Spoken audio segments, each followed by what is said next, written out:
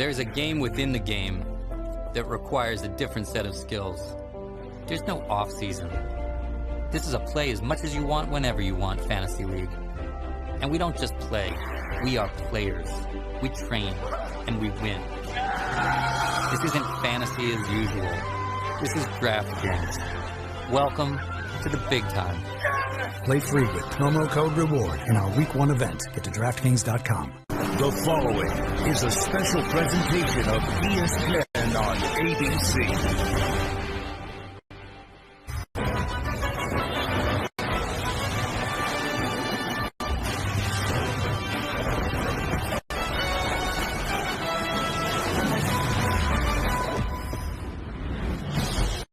Welcome to Saturday Night Football on ABC, presented by Wells Fargo. Tonight, from the banks of the Red Cedar, East Lansing, Michigan, Spartan Stadium for the first top-end matchup of the season.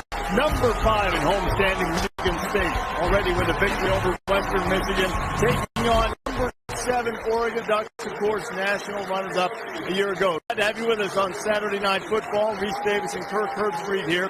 Chris Fowler calling the U.S. Open tennis tournament this week. A little forehand, a little backhand. Got the men's final coming, and we have a big-time matchup here, Kirk, between two teams playing a non-conference game, risking a lot, but a lot to gain in terms of the national picture. Thank you to Oregon and Michigan State for playing this home and home. It was a classic last year until Oregon pulled away at home. But it's huge for both teams. Both teams are top 7 in the country. And in college football, every week matters. Both teams think they can compete in their conferences. So what happens tonight, obviously, big ramifications for both these teams as they carry on throughout the year. Michigan State's excellence has been built on an identity of defense. Yet it's their quarterback, the guy with the most prolific offense in school last year, who will be a focal point tonight, Connor Cook. What a luxury having Connor Cook back for his 3rd year now as a starting quarterback. As you said, these last couple of years have been magical for Mark Antonio, Michigan State. He's been the engineer. The big win over Stanford Rose Bowl last year against Baylor. His leadership is important tonight in this kind of game. Also, this ability to recognize coverage, be able to look into the eyes of a very young Oregon secondary and try to be able to exploit them. He's got a great group of wide receivers. I think Connor Cook could be a big key in his football game if Michigan State ends up winning it. Even on this big stage, Michigan State knows exactly what it's getting with Connor Cook. He's got a Big Ten championship on his resume. Oregon, on the other hand, Vernon Adams coming in here. This is why he transferred to Oregon, but this is his first experience on this kind of stage. There are some people that say, okay, you play quarterback at Oregon, he's a Heisman candidate. And there are others that say, we don't know yet. Let's see him play. You notice he's wearing a glove. He has an injury on his index finger in his right hand. First time he's ever thrown while he's been in Eugene, wearing a glove. So we'll keep a close eye on that. He's got a ton of ability, very athletic, a terrific group of wide receivers. You look behind me, you see a lot of speed. And if you're an Oregon fan, you say number 6, Charles Nelson. He's going to play tonight, and that's a difference maker that they add the perimeter. Royce Freeman in the backfield. Let's just see if Vernon Adams can settle into this atmosphere. He's never been in this kind of setting despite all the games he's played at Eastern Washington. I'm excited to see how he runs this offense. You know, it's a little bit different when they start chasing you and starting to tackle you. You see Sparty, but during the pregame warm-ups, Vernon Adams appeared to be really loose. The Ducks ready, and we are too, for a little Saturday Night Football.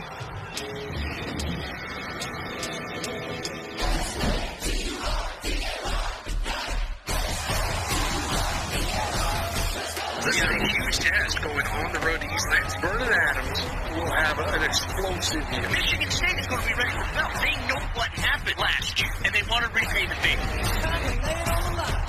Oh, yeah. You know what day it is. The game you've been waiting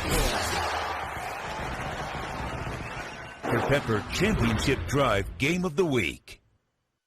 The best non-conference game of the year is right here. Michigan State is coming into this game with a major chip on their shoulder. And to Jeremy Langford. There he goes, there he goes! Touchdown, MSU! The throw. There it is! Straight grab. The Spartans take the lead. Bryce gets away from it for a moment. Mariota with a circus play. There he goes! How about Jalen Allen?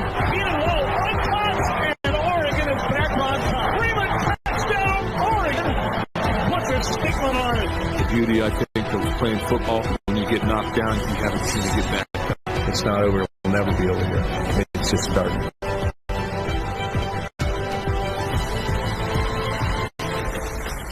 Michigan State did get back up and was just about set to tee it up here in East Lansing. It is a beautiful night for football. Temperature in mid-50s. Had an afternoon with a lot of mist, a little bit of rain, but it cleared away about an hour and a half ago or so. And now Mark Helfrich and the Ducks going on the road. They'll get the ball first. Spartans won the toss, deferred in the second half. There is Mark D'Antonio, head coach of the Spartans. Kevin Cronin getting set to put toe to leather for Michigan State. And Byron Marshall, the standout receiver, won the man deep for the Ducks.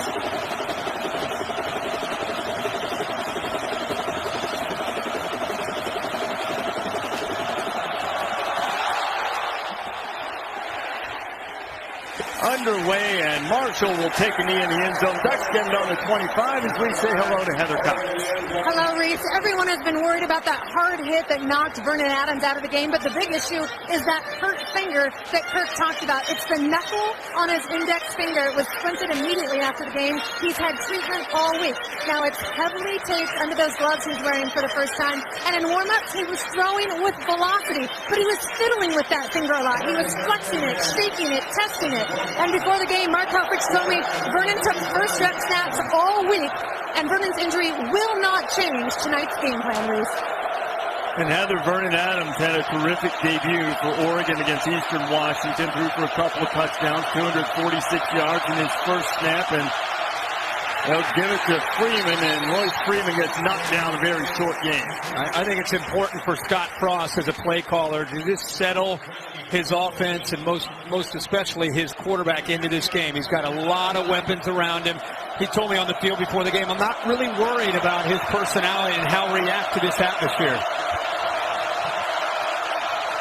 Adams' first pass is complete. Got it out to Charles Nelson. Nelson, who didn't play last week, had a lower body injury, but that lower body appears to be quick. And this is what Oregon will do tonight. They did it last year. Michigan State plays a lot of man, so sometimes you don't go to the outside receivers. You look for the quicker receivers on the inside.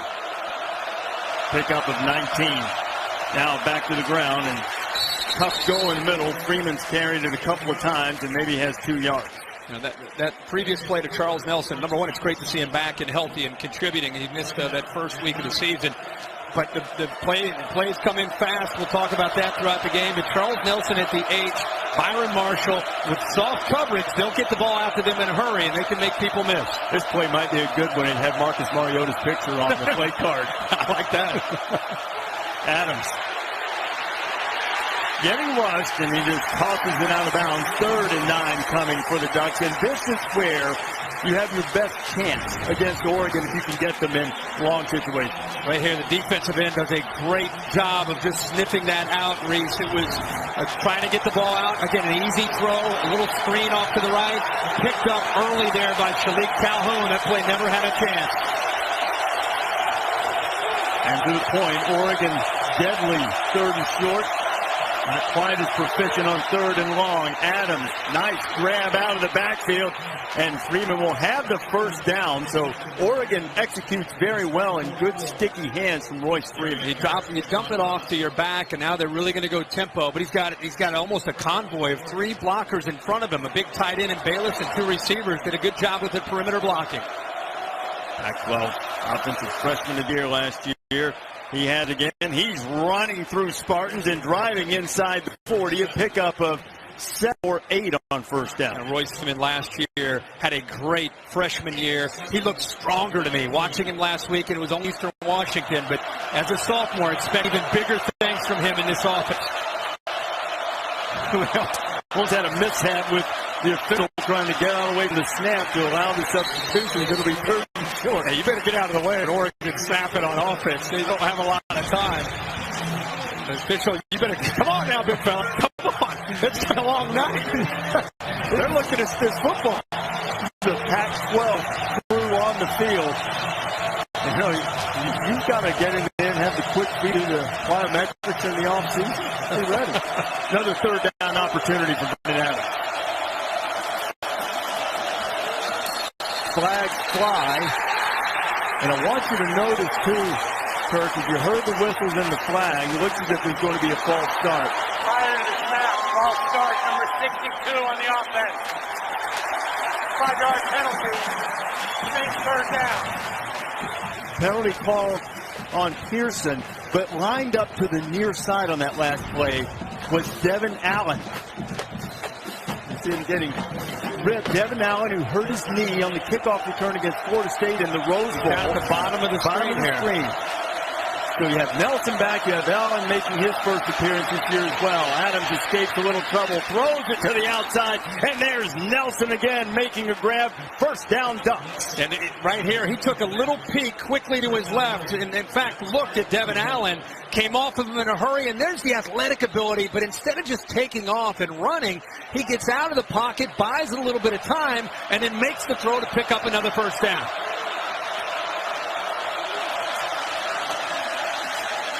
Adams being chased.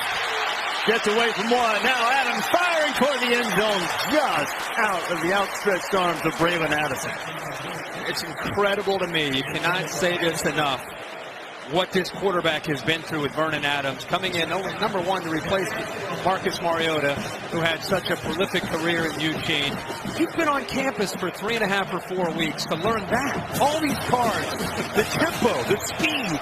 And he's in it running this offense in East Lansing against one of the best defenses in the country. Running back is Kenai Benoit. Nelson gets it out in the flat. He's got a couple of blockers. Nelson spins his way down close to the 20-yard line.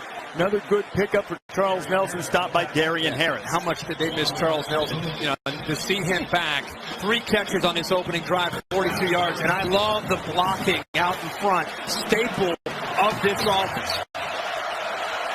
3 receivers top of the screen. They'll keep it on the ground. Free big hole. Burst inside the 10 and down inside the 5. First and goal coming for Oregon. I've been saying it for years. In this offense, you get so caught up in the tempo, and they're throwing out to the perimeter, to the left, to the right, and then you get all of a sudden they rip up the middle with Freeman. Michigan State was scrambling to get lined up. Vernon Adams keeps it. Picks up 2, maybe 3. It'll be second and goal. Mark D'Antonio told us they felt more comfortable this year with their substitution pattern. It's always important to substitute against the Oregon tempo. They felt last year in Eugene, it caught up to them in the second half. And then against Baylor in their bowl game, they made adjustments. They want to carry that over into their preparation for this game. Freeman finds his way nicely into the end zone, and the Ducks are on the board. So you got a new quarterback, you're on the road, you're Oregon, the expectations are always high, you're in a hostile environment, you travel all the way across the country. What does this rookie quarterback do? Opening drive, 13 plays, 75 yards, touchdown, 6-0, about to be 7-0 on the road. Aiden Schneider's on for the extra point. I'm sorry, did you think Vernon Adams was nervous? He looked terrified to me. Apparently not. Now, Oregon, here we go. Oregon does this a lot. They count the numbers. Bring him in. Now, okay. No advantage. I thought Vernon was... He showed some nerves.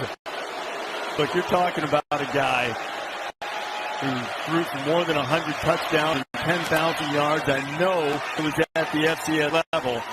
But Adams has piloted this offense very well. And when you've got that guy 21, it doesn't hurt either. How about the balance also? I talked about being 13 plays, 7 of them on the ground, 6 through the air. They spread it around. They gave a lot of different looks and made it tough on Michigan State on that opening drive in command.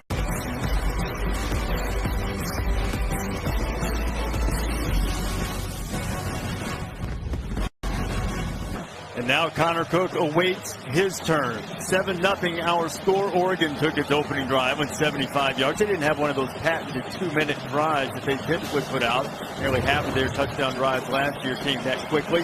This one a little under 4 minutes, but it was the height of efficiency. Vernon Adams converting twice on third down, and Charles Nelson with 3 catches, 42 yards, all of them resulting in first down. So now Oregon will kick it off. Matt Wogan, the kickoff specialist for the Ducks. And deep into the end zone and being encouraged to stay put is R.J. Shelton. So now Michigan State will start at the 25. What about that duck drop? Chip Kelly's got to be sitting in Philadelphia really happy watching this. This is exactly the way he would draw it up. You get the ball to the outside. There's a game within the game that requires a different set of skills. There's no off-season. This is a play as much as you want whenever you want Fantasy League. And we don't just play, we are players. We train, and we win. This isn't fantasy as usual. This is DraftKings. Welcome to the big time. Play free with promo code REWARD in our Week 1 event. Get to DraftKings.com. As quick as you can, you get the tempo going. There's a scramble on third down. They find Nelson to keep that drive alive, and then the big fella, Royce Freeman, gets across the goal line and into the end zone to finish off that 13-play drive and a touchdown for the Ducks, exactly the way they wanted to start this game on the road in this environment. And I think Vernon's knuckles okay too, apparently. Yeah. Connor Cook at quarterback for Michigan State. Spartans will keep it on the ground. Madre London racing into Duck territory, running over an Oregon defender. And that's a quick strike way to start. And the Spartans answer by immediately going into the red zone. Chris Cisse saved the touchdown. Well, Dave Warner's got to be proud. You work all week to come up with your favorite plays. Look at this. I mean, Brian Allen, the left guard, had no one to block. That play opened up so well. The left guard had nobody to pick up. And I'll tell you, we want to know about London and the speed. I'll give you an idea right there. He hit that crease in a hurry and picked up huge yards. He had 59 yards in the last game against Western Michigan. 62 on that carry. Worked well once. Go back to him, but this time the Ducks stopping for virtually no game. Kristen French with the stop. You know, and as much as we talk about Connor Cook and the experience, at the end of the day, it's still Michigan State. And Michigan State is about an offensive line and running the football. They've had a great legacy here for a long time. But the problem is they've lost Jeremy Langford, and right now Mondre London kind of leads a committee of backs to be able to step up and fill the void. But they need to run the ball tonight against Oregon. London taking a break, so they're sending freshman L.J. Scott in, 7th-ranked running back in the country, according to ESPN. Connor Cook, play fake to the end zone. You know who he's got. Josiah Price, touchdown Spartans.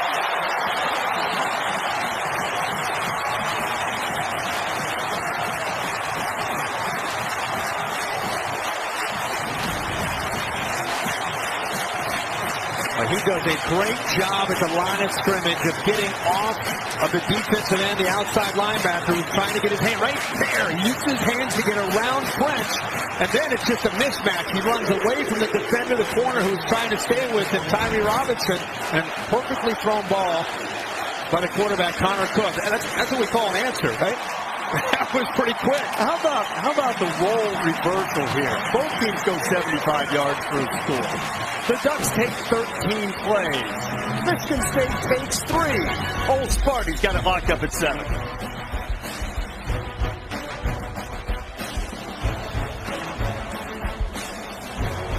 Football presented by Wells Fargo. The phone, on lock, on the go. Wells Fargo makes it easy to get banking done. Nissan, premier partner of the Heisman Trophy. And Miller, a better way forward.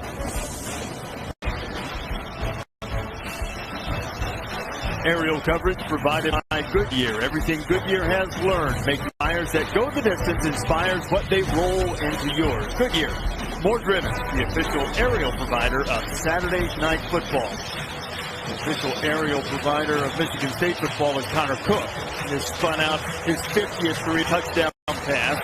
His Josiah Price. We were talking to Connor yesterday. Why would you not throw to Josiah Price every time? And look at the contrast in the two drives.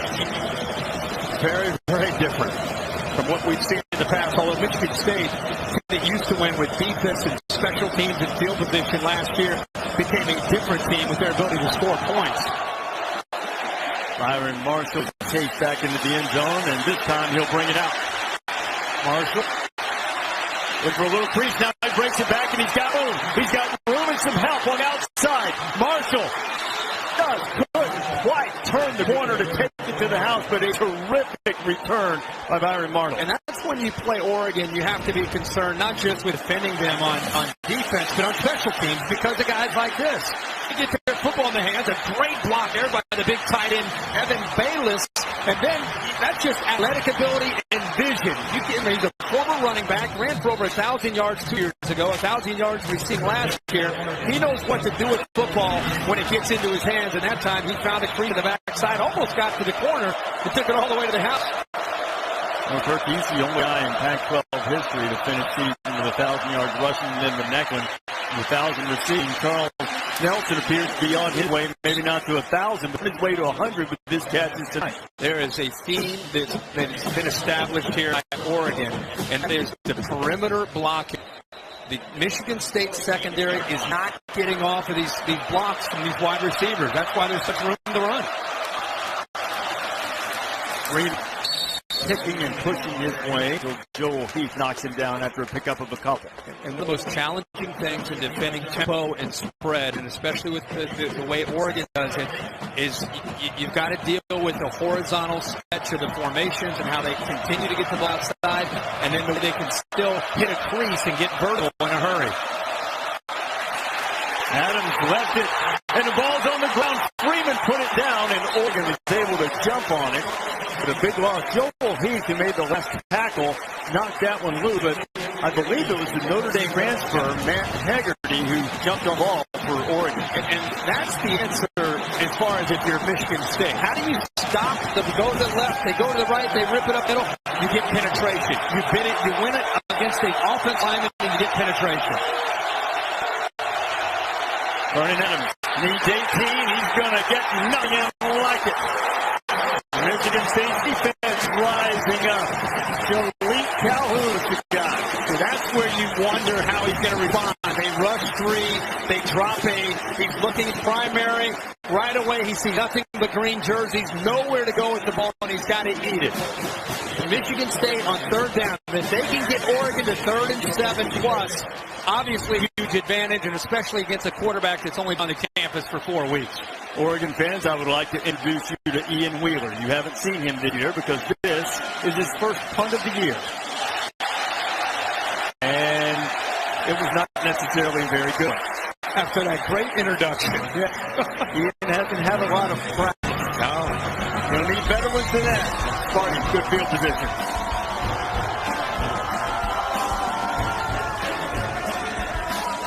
A couple of moments ago, Michigan State Athletic Director Mark Hollis given the John L. Toner Award from the National Football Foundation, and our good friend Steve Hatchell, who's there with Mark Hollis. It's presented annually to the athletic director who has demonstrated outstanding dedication to college athletics, particularly to college football. And boy, Mark and his entire staff have been great hosts for us at College Game Day this weekend and for the game tonight. And the stability that he's given in the administration is one of the reasons that Mark D'Antonio credits for his ability to build such a stable program here as Michigan State has the ball back and spreading it out all over the place. Quick pass out from Connor Cook, R.J. Shelton, and no room for him to run as Reggie Daniels stops him. Let's take a look at tonight's Chick-fil-A impact players. And Michigan State has the football. Aaron Burbridge on the outside. Tony Lippett is no longer here. They need a go-to guy, and number 16 has got to be able to step up. Talked about Mondre London. We already saw a big run from him because of the physicality. And then for Oregon, DeForest Buckner, 44, has got to hold his own. And how about Tyree Robinson, number 3? He's a safety who's going to be playing some corner tonight as well. 2nd down and 10. Cook, quick pass out to the aforementioned Burbridge, who makes the grab. He had over 100 yards receiving in the Spartans opener. The reason he's got such a big role now in this offense, and he's an experienced guy, he's been around, he's a senior, but his role changes because now the X-receiver, which is the receiver to the, more often than not into the boundary, gets all or a majority of the looks from Connor Cook. And then Connor's going to spread it around. But Tony Lippett last year, if you look at his numbers playing that same position, had a ton of catches. Now Connor Cook will try to convert this 3rd down. Cook fires it into a tight window and unable to hang on out there. Joe Walker knocked it away and broke it up, and Michigan State will have to punt. After some explosive plays from both sides in that first possession, Mark D'Antonio and even the Oregon defense both sides kind of settling into the game and maybe a little bit more. Now Jake Hartbarger comes on to punt deep to return it for Oregon is Braylon Addison. Addison standing at his own 25. Hartbarger hit a better punt than Wheeler did for Oregon. They're trying to flip the field with a kicking game and excellent coverage on Addison. Down there to make the stop is R.J. Shelton, the receiver playing on special teams. Terrific hang time, 4.86 seconds, and a great boot. Good flip of the field for Michigan State. Monday night, ESPN brings you double the football. Rico and Gruden start their season with former Oregon coach Chip Kelly. The Eagles taking on the Falcons, and then at 10:15 each time, it'll be the Vikings and the 49ers. Adrian Peterson and company going up against San Francisco. Coverage begins with Monday Night Countdown, 5 p.m. Eastern on ESPN. Good to have all kinds of football back. Sure does. College this weekend, now the NFL's going full board too. Back to the ground with Royce Freeman. He's hit right at the line of scrimmage, but he was second in the country in yards after contact last week, and he picked up a couple after getting hit there. One thing that Oregon's always concerned about when they play a team with physicality up front and athletic ability is being able to hold up front. Their scheme and their tempo can be an equalizer, but if it's not, the matchup up front definitely favors Michigan State defensive line. Freeman gets out in the flat and empties, and Adams throws it almost had that thing picked off. R.J. Williamson almost picked that thing off the turf. We just talked about the defensive line for Michigan State. Look at the push. Malik McDowell on the right coming in right into the face. Quarterback Vernon Adams. And remember, Malik McDowell is 6'6". Lawrence Thomas 6'4". Calhoun 6'5". Heath 6'6". And Adams is 5'9" or 5'10". So they want to corral him and get a push, really have an impact and affect his vision looking downfield. The Michigan State is rotating defensive lineman. Adams gets away from a sure sack, but he doesn't get away the second time. Staying after it was Chris Fry, and he also got a little help there from Demetrius Cooper. Good defensive play from Michigan State will force the Ducks to punt it. You know, they showed blitz. He's going to come in from the left. They showed blitz, and then they disguised it, and they only brought 4, and they confused the offensive line in a great effort of not giving up, because as you said, Fry missed initially, but got up, came back to get the pressure. Didn't that initial escape remind you of the Mariota play last year, third down? Yeah, turning point of the game. But the result did not change, and another short punt from Wheeler and a bad bounce for the Ducks as it goes inside the 40. We'll show you the Spartans stop, but first we check in with Cassidy Hubbard.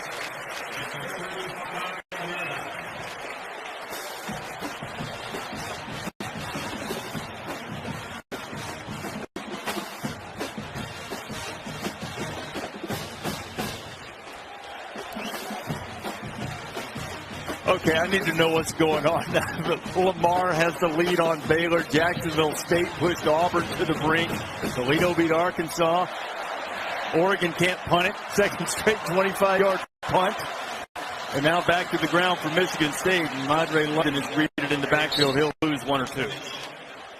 It's always football is a game of adjustment, and after such a big start from both these teams, you know, they go back to the grease board and they make some adjustments. We got a player down, Cody Keeler, the right tackle from Michigan State, and right away there's a lot of frustration and emotion.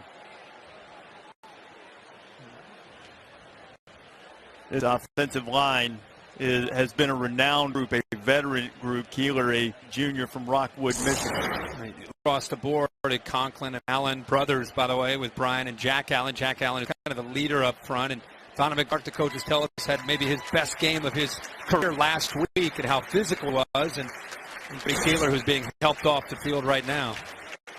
He's not putting much weight, if any at all, on that right leg as he's helped to the Michigan State side.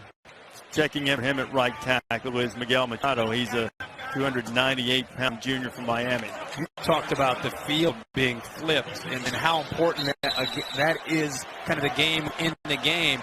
Michigan State needs to capitalize on this opportunity after the punch from both teams they're in plus territory. They've been trying to get points. Cook firing it complete. Burbridge has it. He's inside the 25, and he'll have enough for the first down. Arian Springs on the stop. What is it? Well, and you have 28 games of experience. In college football, it's about the knowledge and your ability to process the coverage and the information. Here, this coverage is going to go out here. It clears it up right in the middle, but he has an ability when he gets out of the huddle. He kind of has an idea of what he wants to do with the football just based on recognizing the coverage. So when he gets back there, he's ready to get the ball out of his hands. London, big creeps up the middle. Madre London rolling inside the 15. First down, Michigan State. Well, that left side of the offensive line opening some things up. And again, this is something that Oregon's want to look at. Look at 66, the center. He's trying to find somebody to block. It's the second time we've seen them crease Oregon on that left side. One time it was left guard Brian Allen. This time it's the center Jack Allen, who's trying to wait for someone to come into his area with nobody to block. So they're using formations to open up some running lanes, and most notably on that left side. London tried to pick his way, but Oregon there to stop him that time. When you see plays for 15 or 20 or 30 or the longer one from London earlier, you see offensive linemen on that side with nobody to block. You've got to give the offensive coordinator, Dave Warner, and his staff some credit for doing a lot of research in the offseason, looking at different formations. Hey, when we get this formation, they're going to give us this front. They're going to favor their defensive line this way. And through all that research, they've come up with a few wrinkles. It seems simple, but pretty complicated based on the formations to open up those running lanes. When you go left, too, you get to go behind Big Jack Conklin. Yeah. But it's been the middle guys who created some space. Right up the gut is London. He gets inside the 10 before he was hit by Tyree Robinson. Not quite enough for the first down. You just talked about Conklin. I think maybe his best friend is Paul Lang, the tight end who comes in. He just likes to get physical and just blow people up. Watch this right here as he opens up that left side. He just eliminates the defensive end. He didn't even know what hit him. DeForest Buckner got hit by a truck, and it was Paul Lang, the senior from Pittsburgh. Now a third down and 4. Tight quarters inside the red zone and inside the 10-yard line.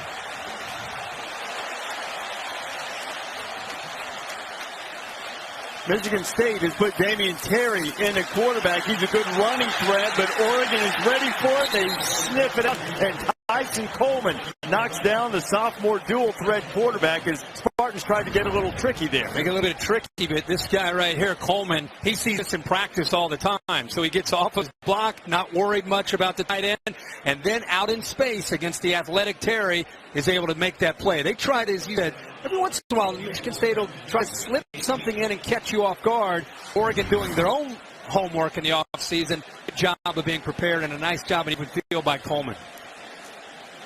Michael Geiger trying to put the Spartans on top. Short field goal up on the way, and it is no good. From 28 yards out, Helfrich's defense coming up with a play on third down and then having it pay off with blown chip shot field goal. And when you're on the road, you need things like this, right? You need to have things go away. This is something that typically you're not going to see. I mean, Geiger is going to make that. And I think Oregon catches a break. You talked about the sequence of punts, the way the field was flipped. Big opportunity for Michigan State. Not only did they not come up with a touchdown, but with Geiger missing that field goal, Oregon gets the ball back at the 20 now with some room to operate. We've had a little shakiness in the special teams game. Some really short punts from Oregon. And the missed field goal from Michigan State. Oregon's had a couple of punts at 25 yards, their first 2 punts of the season. Now Vernon Adams goes back to work with a minute and a half, just over that, left to go in the first quarter. To the ground, Royce Freeman picked up a little over 2.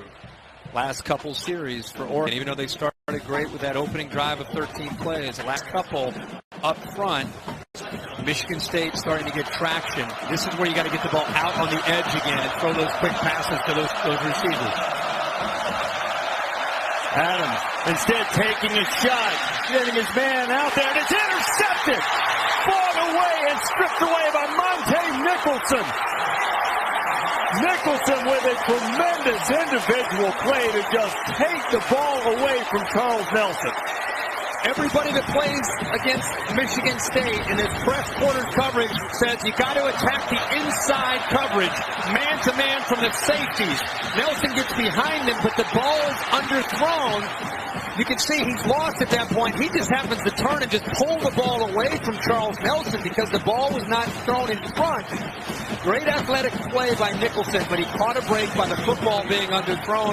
And that's the spot that Oregon's got to be able to capitalize. Man-to-man, a wide receiver against a safety in coverage. Nicholson was the guy, Kirk, who said he wanted to reinstitute the no-fly zone of Darquez Denard and Trey Waynes. He lived up to it by making the pick.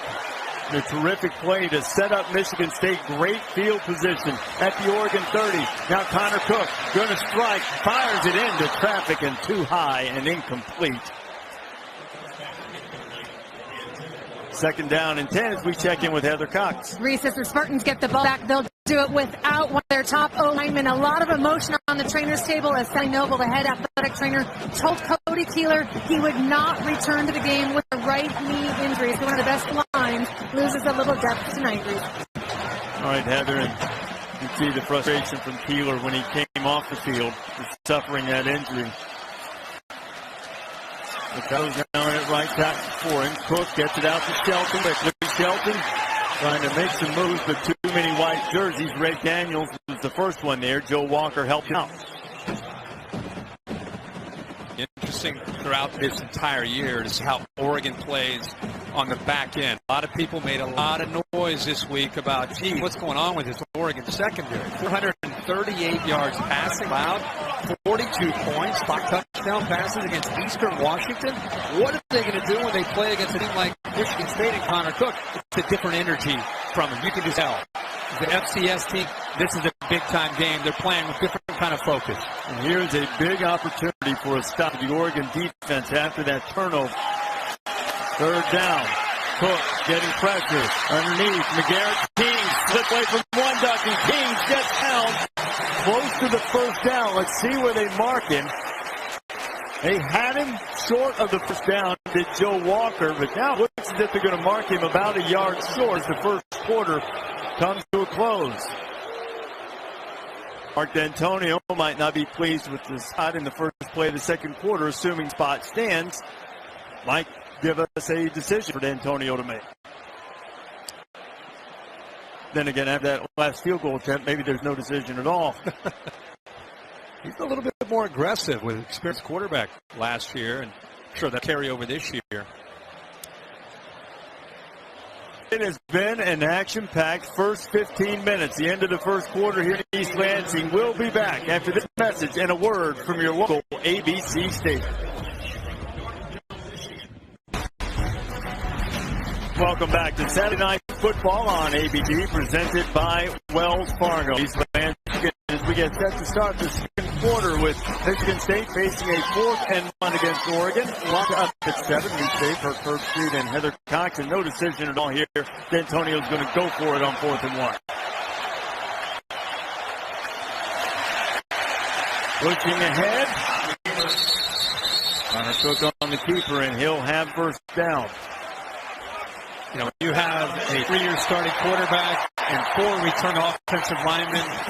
You know, you'd like to think Connor Cook's going to put you in a safe position to be able to execute their 4th down, whether it's a sneak or even maybe calling a different play based on the defensive line's formation. Connor Cook, you saw that gaudy record, 24-3. He's tied for the most wins among starting quarterbacks. At the starting quarterback, Kevin Hogan of Stanford, also with 24 victories.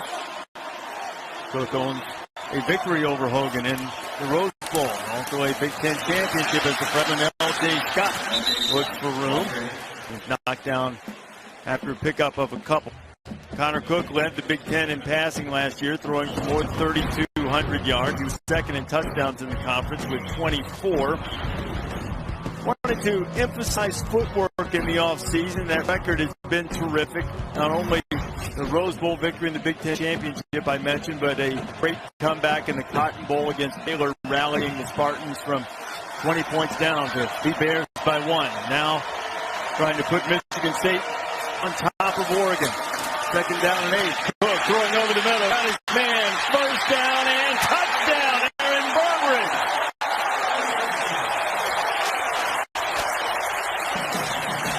A 17-yard strike. Now we'll take another look and see if he got it before he went down. They signaled touchdown and gave it to him. Burbridge touching. Touchdown. Yeah, his knee never touched. And Ricky Daniels with a missed tackle there. He has a chance to stop it about the 3 or 4 yard line with momentum and speed. He ran right through the tackle of Daniels and into the end zone. But great patience from Connor Cook that time to wait for his man to get into a position where he was clear with his passing lane. Put it right on the money. That touchdown was set up by the turnover. The second interception by Monte Nicholson of his career. See right here, he waits for him to be clear. The linebackers blitz, so it opens up the middle. We talked about Burbridge, how he's got to be able to step up and become the guy without Lippett. He's starting to really, I think, get into a rhythm here early in this game. And the Spartans offense with their second touchdown.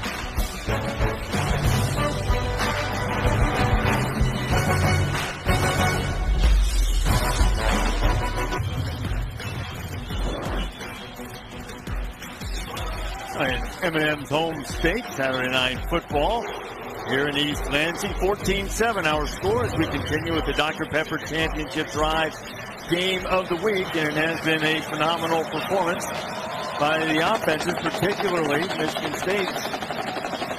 An early drive and taking advantage of a turnover with second touchdown pass of the night for Connor Cook. Oregon has already allowed 7 touchdown passes this season. Kickoff is going to go very short. Ball's loose. Somebody better jump on that thing. And the ball is still loose, and Michigan State had an opportunity to grab it. And Oregon averted disaster thanks to Christian French, ordinarily a pass rusher, and that time using the good hands. ESPN College Football stream every game live at home or on the go. Just download the Watch ESPN app or visit watchespn.com. We had that baby rolling in the bus to go with the monitors today to keep up with all the games. There's some crazy stuff, even though it seemed like a quiet window. There's some stuff that's going on. That's when they get you. Exactly. Nothing's going to happen today. And next thing you know, Jacksonville State's up on Auburn. What happened? Find that game on the walkout. Vernon Adams right through the hands of Charles Nelson, and after an impressive drive early, Oregon's been slowed down lately. That's what I would do. I think right now, you see that first drive, they got the ball out on the edge a lot, and Charles Nelson had a lot of plays. Since then, they tried to do it, but I don't think enough. And you're starting to see Michigan State moving around, see the stemming and the moving, and starting to create some confusion up front. We'll try it again. This time, Nelson's sure-handed. Nelson's explosive. He has just about first down yardage. Monte Nicholson gave him a shove just as he got close to the marker, and they're going to spot it right on the chains, and they'll move him for a first down. You know, those last 3 drives, I think if you go back and look at it, you'll see that Michigan State's defensive line has really asserted themselves, and I think we said it last drive, the answer is getting the ball out to the edge to Nelson and others and let those receivers block and pick up quick yards. Then you can go back to the inside running game of Freeman. Nelson now coming in motion. Floyd Freeman. One man to beat. He slips inside him, and a sure tackle hanging on by Ante Copeland.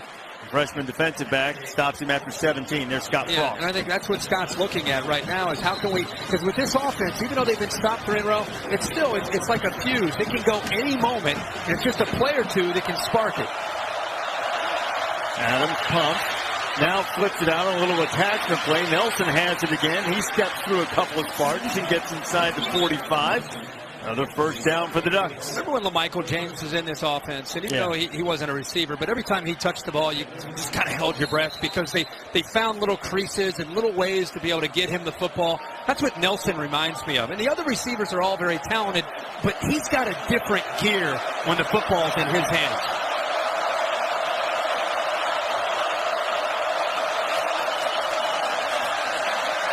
Adams to a wide open Braylon Addison. Addison spins away from a tackler. He's inside the 20 and dragged down finally, but it'll be 1st and 10 for the Ducks. Soft coverage, and Oregon takes advantage of it. Look how soft this coverage is right here. Man-to-man coverage. And then you've got a great effort by Byron Marshall downfield picking up a block.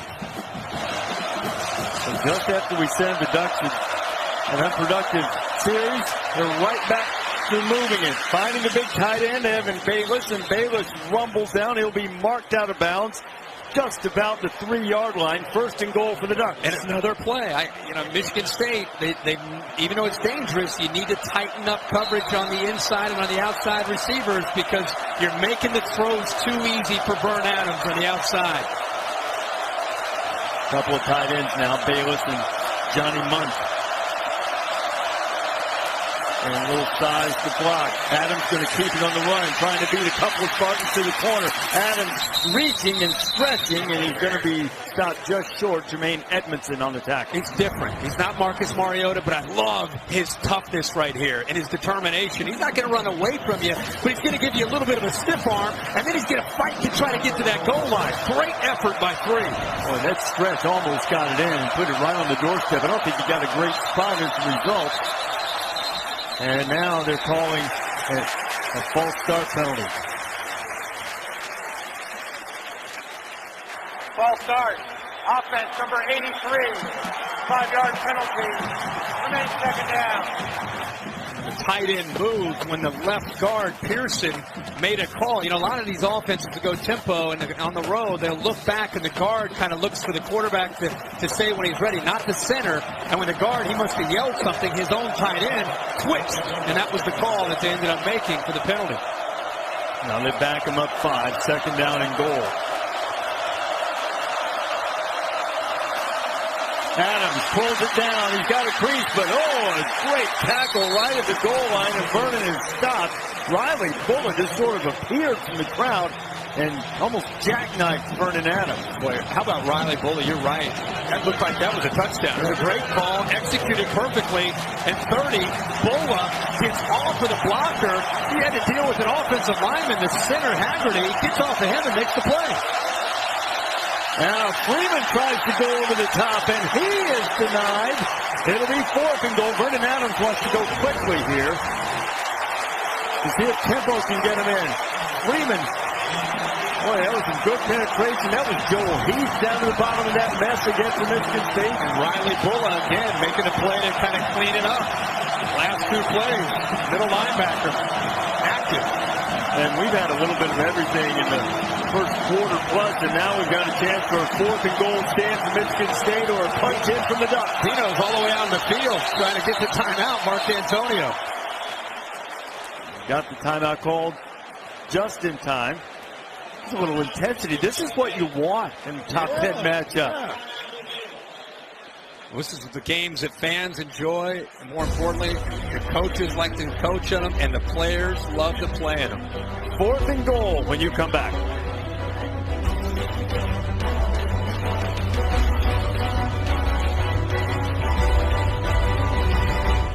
Saturday Night Football, presented by Wells Fargo. Brought to you by Buick, proud partner of the NCAA. Chick-fil-A, we didn't invent the chicken, just the chicken sandwich. And Xerox, work can work better with Xerox. Oregon with a 4th and goal at the Michigan State 1. What play are you running? Well, for years in this situation, we've seen the quarterback run game be a big factor where you fake zone read to Freeman, to left or to the right, and then the quarterback usually would come the other way. Adams is a tough runner. Let's see if they go that route. Boy, Freeman in the backfield with Adams. Vernon sending Marshall in motion. The give is to Freeman. Freeman pushing to the goal line. Michigan State thinks they stopped him, and they did. Riley Bullock, John Reski, and Antonio's defense rises up in the shadow of the goalpost. And frustration for Helfrich. And let's give Malik McDowell a lot of credit. Right, you'll see the push right here, number 4. And on fourth down, goal, that's what you want to see right there. Look at that. That is a 6'6", 275 defensive tackle pushing it into Freeman's face. And the play was so slow and developing because of the penetration by McDowell. Freeman did the best that he could to try to fight to get to the goal line. But McDowell and the linebackers cleaned it up. But the big fella deserves all the credit. Man, he put Matt Haggerty on roller skates. He's driven him to the other end of the field if he had time. What a play by McDowell, a guy they say that can take over and dominate games when he chooses to. Played his best game as a Spartan last week against Western Michigan. That might have been his best play as a Spartan. And that's what these players know and these coaches know, that when their defensive line plays with a high motor, and I'm talking about Lawrence Thomas, number 8, Malik McDowell, 4, Joel Heath, Shalik Calhoun, who always plays with a high motor. When they're cranking, it is really tough for any opposing offensive line. And Michigan State has every tight end on the roster in the game, and also a fullback. So it looks like they're going to try to blast it out of there. And they don't want to dance sideways too much down there and give up a couple. Rodney Prevost was there to knock down London before he could even get started. Now third down. Both of these defenses have been able to answer the bell. Tremendous goal line stand by Michigan State, and after getting creased in the running game right out of the gate, Oregon's defense has played much better. That's when we saw McDowell make a play, and that time on second down, another big defensive lineman, this time for Oregon. It was DeForest Buckner. He just blew up that play, and play never had really much of a chance at all. Third down, Cook needs 9. He also needs to get rid of it before he gets hit. He found his security blanket, Josiah Price, a man who has a touchdown tonight, and this guy just has a knack for getting open. He does again. First down, Spartans. Now they bring a late blitz from Rodney Hardrick right here, the middle linebacker, but the great protection, and as you said, he gets separation. He's kind of a sneaky, fast tight end. Got size at 6'4", 252 pounds, but I just think it's a familiarity and a comfort level that he has, whether it's in the red zone or on third down and 5 to 8. 82 almost always is in range when Connor Cook is looking for a guy to make a play. Now a little breathing room. I'd be surprised to see him take a shot. I wondered if they would out of their end zone a moment ago. Short pickup on first down as we check in the studio with Cassidy.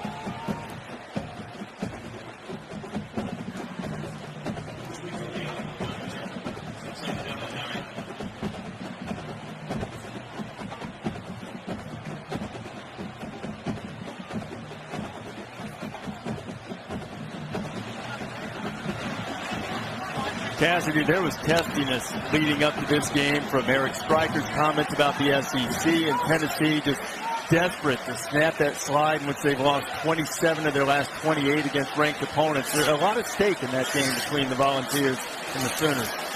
Well, fly sweep to Shelton. Shelton quickly across the 15 and stopped at the 18. It'll bring up third down. They'll need about 5.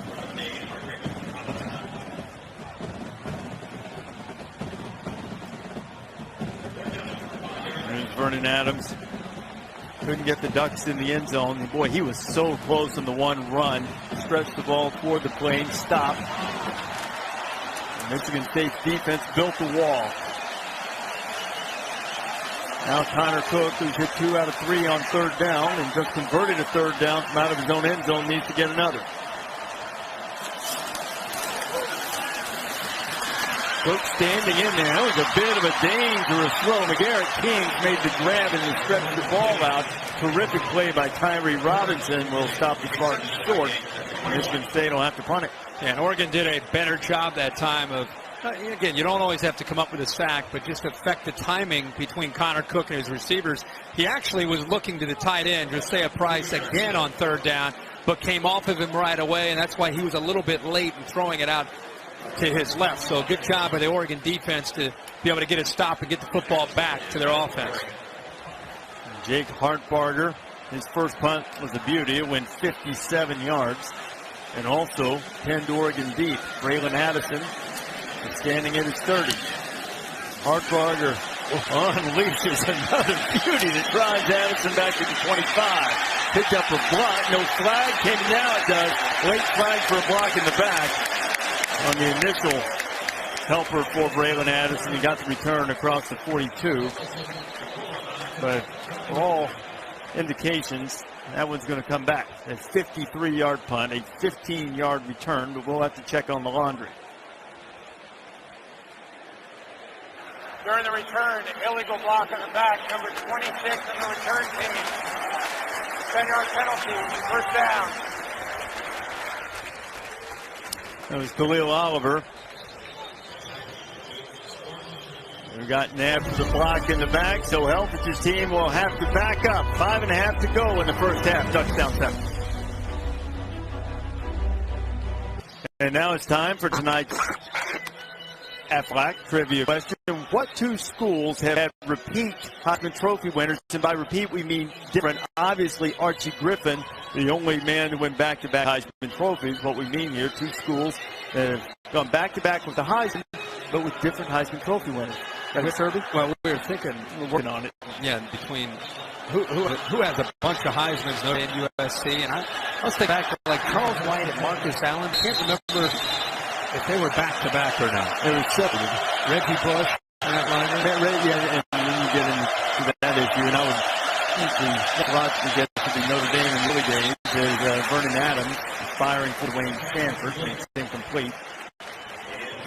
Adams, you didn't catch his story at the top of the broadcast. A graduate transfer from Eastern Washington, a great career there where he took more than 10,000 yards and 110 touchdowns. Wanted to play on the stage. Called Marcus Mariota. Short completion on second down. Had passed a math class that put him in camp a few days late. He did that to finish his requirements for his degree, to pick up his offense quickly, and up to this point, here in Spartan Stadium, a raucous environment, he's done a pretty job. He has. Now he needs to avoid mistake here in his own territory on third down.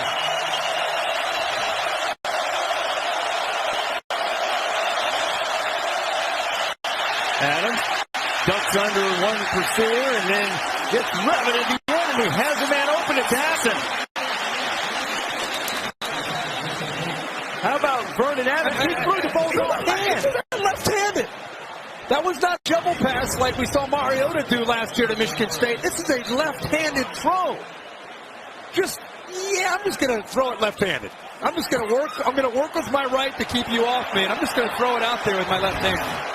Of all the accolades I just gave Vernon Adams, who knew he was ambidextrous also. Now Adams uses his right arm and tries to put him to sea, and he's picked off for the second time tonight. R.J. Williamson, and that one was ill-advised, and that is the mistake you were just talking about we needed to avoid. Yeah. It makes the big play, the play that a lot of people are going to be talking about for a long time, and he comes right back, and he just stares his receiver down. They flood it to the right, and they're trying to catch the Michigan State defense napping, and he just underestimated or didn't see R.J. Williamson. From our vantage point, Williamson saw him all the way, so Oregon has turned it over twice. The last time the Spartans forced a turnover, they cashed it in with a touchdown. 4:22 left in the half. Time now to answer the Aflac trivia question. What two schools have had repeat different Heisman Trophy winners? I was up here reciting and counting backwards, and all of a sudden it hit me. Army, but I thought it was USC, and if not for the Reggie Bush. I can't believe you didn't have Yale. I should have had Yale, because it's only the second and third Heisman Trophy, and we should have gotten that one. Yeah, you know what?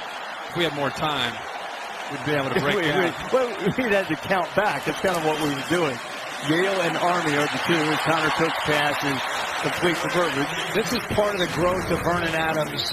Again, a staple in this offense, something we've seen a lot of, where they kind of pump fake right here to get the defense to come up, and instead of going here, they actually go there to try to get it thrown to the outside, and he ends up stepping up and just throwing it, not seeing the safety who just watched him the entire time.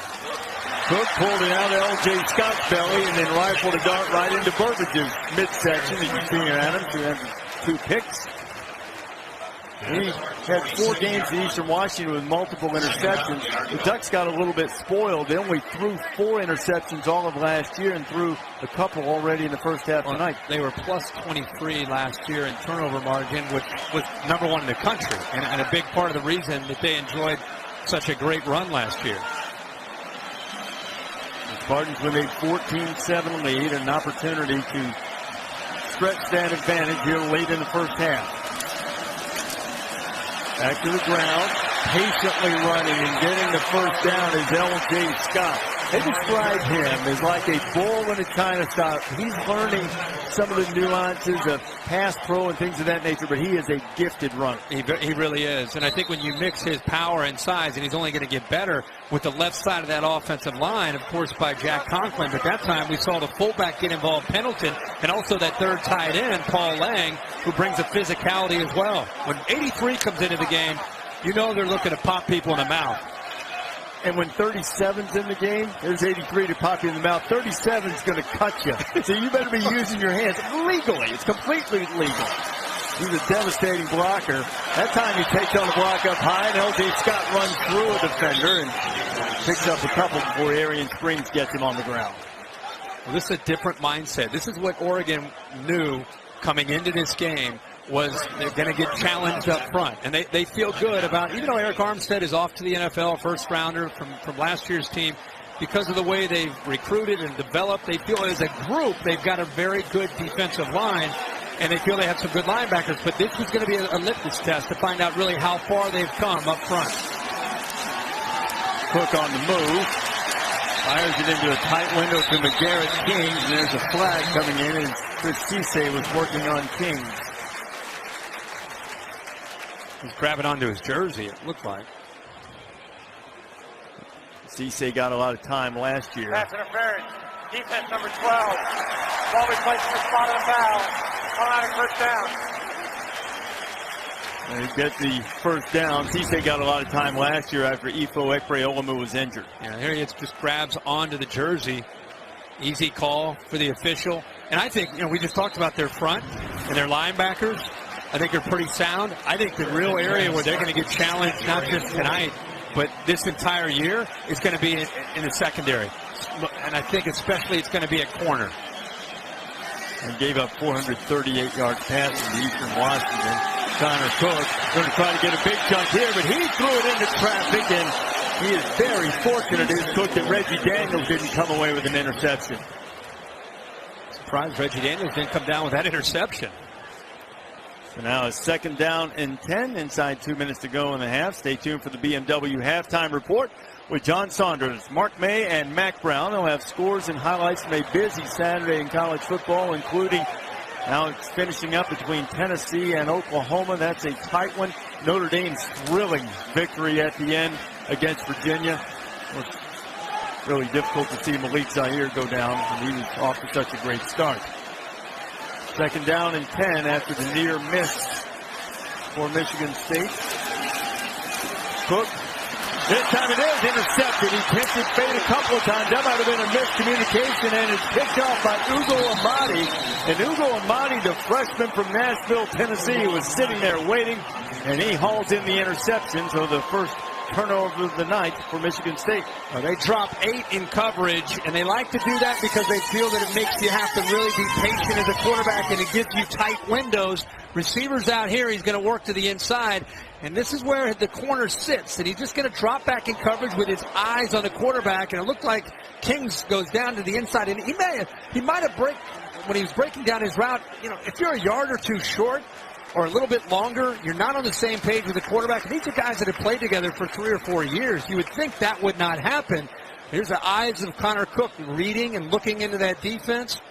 One thing that he really has worked on this year is not being greedy. If it's not there because they're dropping 8 in coverage, don't be afraid to check it down to a running back or a tight end. The time he throws it, again, he and King's not on the same page, and the Ducks get the ball back, still with 1:48 and the time to maybe get some points. This is a real momentum swing with this turnover because Oregon, which just had its 2nd turnover, now they get it back. They've got excellent field position, and Adams has some time maybe to pull this thing even before halftime. tunnel screen. There's Byron Marshall. Haven't heard much from him tonight, and he doesn't get much.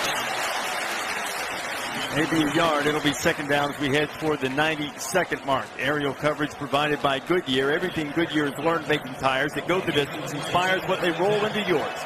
Goodyear, more driven, the official aerial provider of Saturday Night Football. Oregon with all 3 timeouts to work with.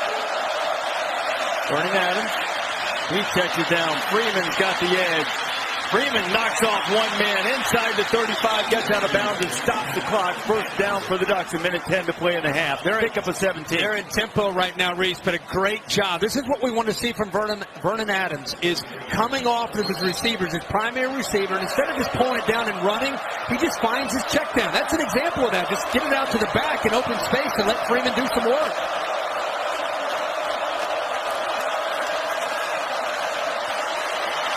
Adams dancing around, and he danced too long. Knocked down and sacked. Lawrence Thomas was the first guy there. Got some help from Craig Evans. Keep in mind, they have all 3 timeouts. This defensive line is having their way up front. I mean, that's just men against boys. Craig Evans is a backup. He's a freshman out of Wisconsin. He goes right through Haggerty to center. Again, the transfer from Notre Dame. They're taking a lot of time for a team that loves to go quick. Adams pump fake, and down he goes again. Damon Knox, also a reserve on the defensive line, and this time after the Ducks let a lot of time get away on that last snap. Now they call their first time out of the half. 36 seconds to play. Calhoun that time, he sniffed that out and completely took it away. Remember how big he is at 6'5". He goes up into the air and just knock it and just threatened the quarterback Adams here. Just pulled it down. Let's take a look at our Pacific Life game summary. Vernon Adams, not a great game in his first half, but other than the 2 interceptions, he's kept his team within striking distance. But Connor Cook, 11 of 15, a couple touchdowns. The ill-advised pass on the last time out where he threw the interception. This is a touchdown, of course, where Burbridge was able to stand and get into the end zone. But we're at that point in the game where these 2 quarterbacks and these 2 teams are kind of still just kind of trading blows back and forth. With 36 seconds to go, a 3rd and 11. And don't forget, in this half, Michigan State had a 4th and goal stand at the 1-yard line. Oregon would already be even. Now they have 36 seconds to get something on the board. Soft coverage on the inside receiver. Adams bails out of there, throws it to the outside, incomplete, 4th and 11. When they showed soft coverage and when the ball was snapped, they had 2 guys that were showing like they were blitzing off of the edge, and then they ran out instantly to the 2 inside receivers. Bayless, the tight end on the one side to the right, and then you have Charles Nelson on the other side. They took them both away, and there's nowhere to go for Vernon Adams. Half a minute to play in the first half, and now Michigan State is going to call a timeout. So 4th down and 11. Oregon trying to squeeze out just a little bit more and get some more points on the board before we go to halftime. Tomorrow at 4 o'clock Eastern on ESPN, Novak Djokovic and Roger Federer face off in the men's championship of the U.S. Open. These 2 longtime rivals going at it again. Federer 5-1 in U.S. Open championship. Djokovic has struggled, winning only once. Will this be the time for Novak Djokovic to get his 2nd U.S. Open? You can see it tomorrow on ESPN. What we're about to see here is a 4th and 11 for Oregon. 30 seconds to play. What do you expect to see from the Ducks? I think Adams has had his most success when they have been able to get the football out of his hands quicker. And I think the guys that have been the go-to guys, mainly Charles Nelson. And I think the Michigan State defense is well aware of that. That's probably why Mark Antonio called the timeout. Keep an eye on number 6 and where he is lined up, because he's been by far the most productive receiver. To be perfectly clear, 30 seconds to play in the half. Fortunately for us and all of you, we've got a whole second half of this coming. Vernon Adams on 4th and 11, going to take a shot. Got a man out there, and Byron Marshall was very well covered on the outside by Deontay Copeland. And Michigan State comes up with another 4th down stop. What you think of the play? It's a low percentage throw, but you have a quarterback that's been on your campus for 4 weeks. You just don't want to have a disastrous play. Byron Marshall frustrated. They put 3 receivers to the bottom, and they kept Marshall isolated against a freshman, Copeland. Copeland with him stride for stride. And I think Marshall's frustrated because he never really had a chance to make a play on the football. Well, the Ducks are going to go to halftime. You would think Michigan State's going to run out the clock with only 7 points. The last 5 times they've gone to the half with 10 or fewer, they've lost. They're also 1-25 all time on the road against AP top 25. When was the last time they went into a half with 7 points or less? Last year? Again, I called. They're not going to let me come around anymore. It was the Arizona game that they lost. I'm getting out of the booth. I'm out of here. Helper tonight get along so well, too. He's going to stop letting me come to the game. Exactly. Entertaining first half. Michigan State with a 14-7 lead. Coming up, the BMW halftime report. Heather Cox will speak with head coach Mark Helfrich of the Ducks right after these messages.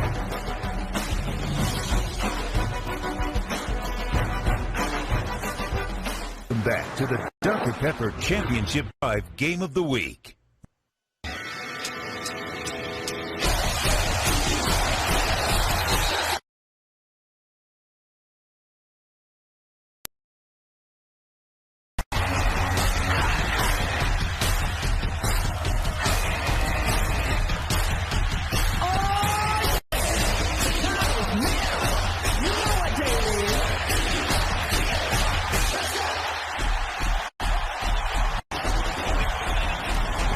Welcome back to Saturday Night Football on ABC, presented by Wells Fargo. Just about set to start the third quarter. Spartan Stadium in East Lansing. Top 10 matchup between Michigan State and Reese Davis and Kirk Herbstreit here. Spartans with a 14-7 lead from the start of the third quarter.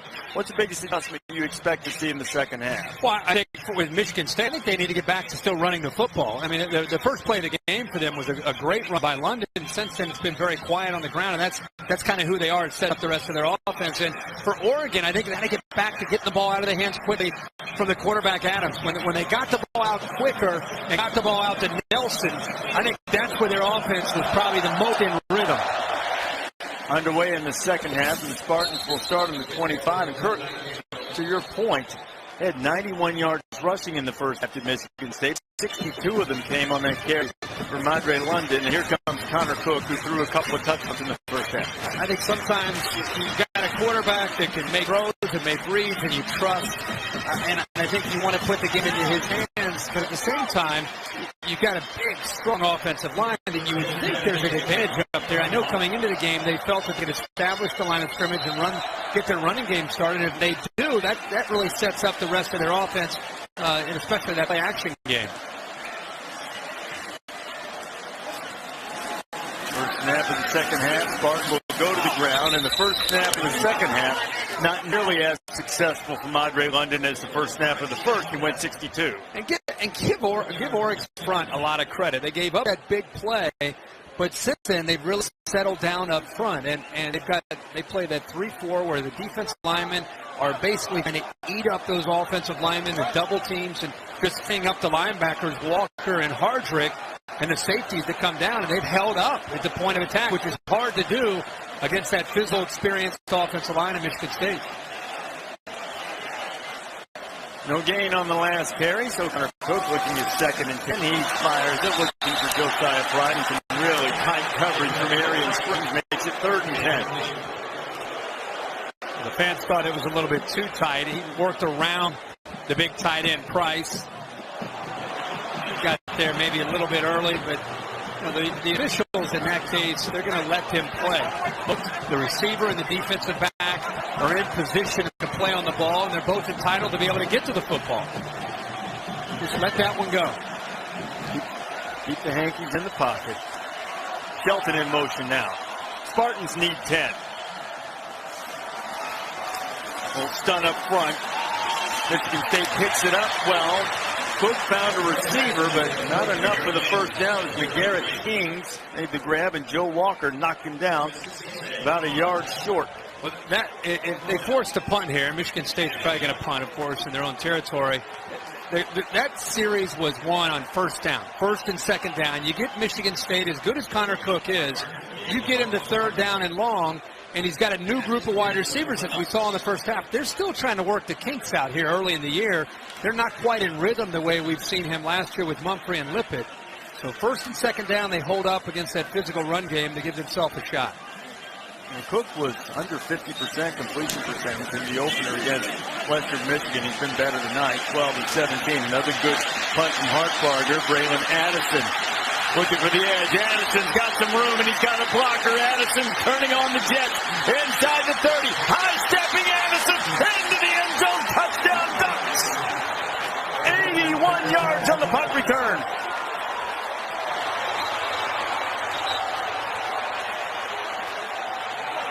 Monte Nicholson had a shot to get him and couldn't get him down.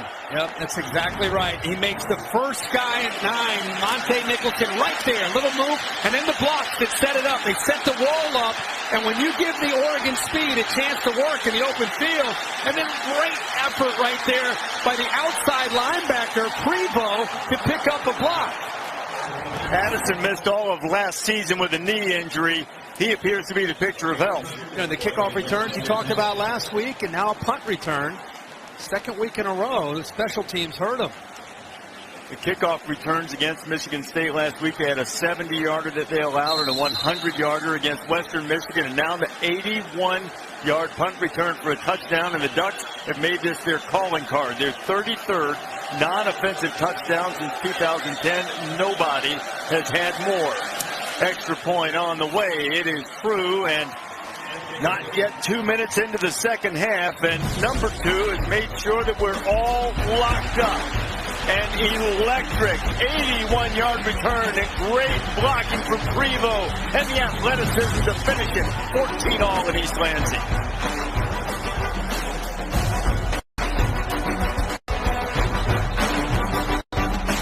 There's the national championship trophy presented by Dr. Pepper. It will be awarded to the winner of the college football championship. College football playoff January 11th title game in Glendale, Arizona. Semifinals including the Cotton Bowl in Dallas and the Orange Bowl in Miami on New Year's Eve. And both of these teams hope there. Braylon Addison's had his third punt return for a touchdown. You know, Ducks fans back home in Eugene, Portland area are saying it is great to see Braylon Addison back playing for the Ducks after missing, as you said, the entire year last year. R.J. Shelton takes a knee as we check in with Heather. Reese, that was exactly how Coach D'Antonio didn't want the second half to start. I talked to him out of the locker room about what happened last year. When they had the lead, they let it slide. He said, "We addressed it in the locker room. The key is focus." He finished by saying, "Anticipate the difficult by managing the easy." That was his message to the team. Now, as for how they created confusion against Oregon's offense in the first half, he said the key was not letting their tempo get to us. Really lining up well, adjusting well, and playing fast, not losing containment, and communicating. That's what they want to continue to do here in the second half. Well, Heather, we've got a brand new game all locked up at 14 after that punt return, and Oregon has done a terrific job against the Michigan State running game. Just pure effort from L.J. Scott made it positive game, only a yard or two. Monday night, ESPN brings you double the NFL football. Eagles and Falcons, 6:55 Eastern Time. Tariq and Gruden will be there as former Duck coach Chip Kelly leads Philadelphia in, and then the nightcap Vikings at 49ers, 10:15 Eastern. Monday night countdown at 5 Eastern on Monday. I got the Eagles in the Super Bowl, and I got Sam Bradford as the NFL Comeback Player of the Year. Wow. Stanford, he can stay healthy, certainly has the skills out to the outside. This time it is not Price, but another tight end, Paul Lane, makes the grab from Connor Cook. I think all the jokers that are sitting around making fun of Chip Kelly for all the moves, all the craziness and wackiness. What's he doing this for? What's he doing that for? Let's let the season play out and see how it goes. There's Mark Helfrich, who has been on Chip Kelly's staff and taken over as head coach of the Ducks and done a terrific job guiding Oregon to the national championship game a year ago. 25-4, and here on the road. As his team tied with Michigan State 14 and has his defense performing extraordinarily well. Connor Cook on third down. They're only 1 of 6. Cook fires the slant. This time he'll get the first down with Eric King, who his third down catch last time became a field move for 6. Again, the matchup on the outside is interesting the way it's going to play out because Kings and Burbridge and Shelton have played a lot of football, but they haven't been the guy. And Michigan State, as this game is going on, they're trying to find out not only is going to be the guy this year, but in this game. And it's a matchup against an inexperienced secondary. So you're going to win a few, you're going to lose a few. That time they won one on a crucial third down.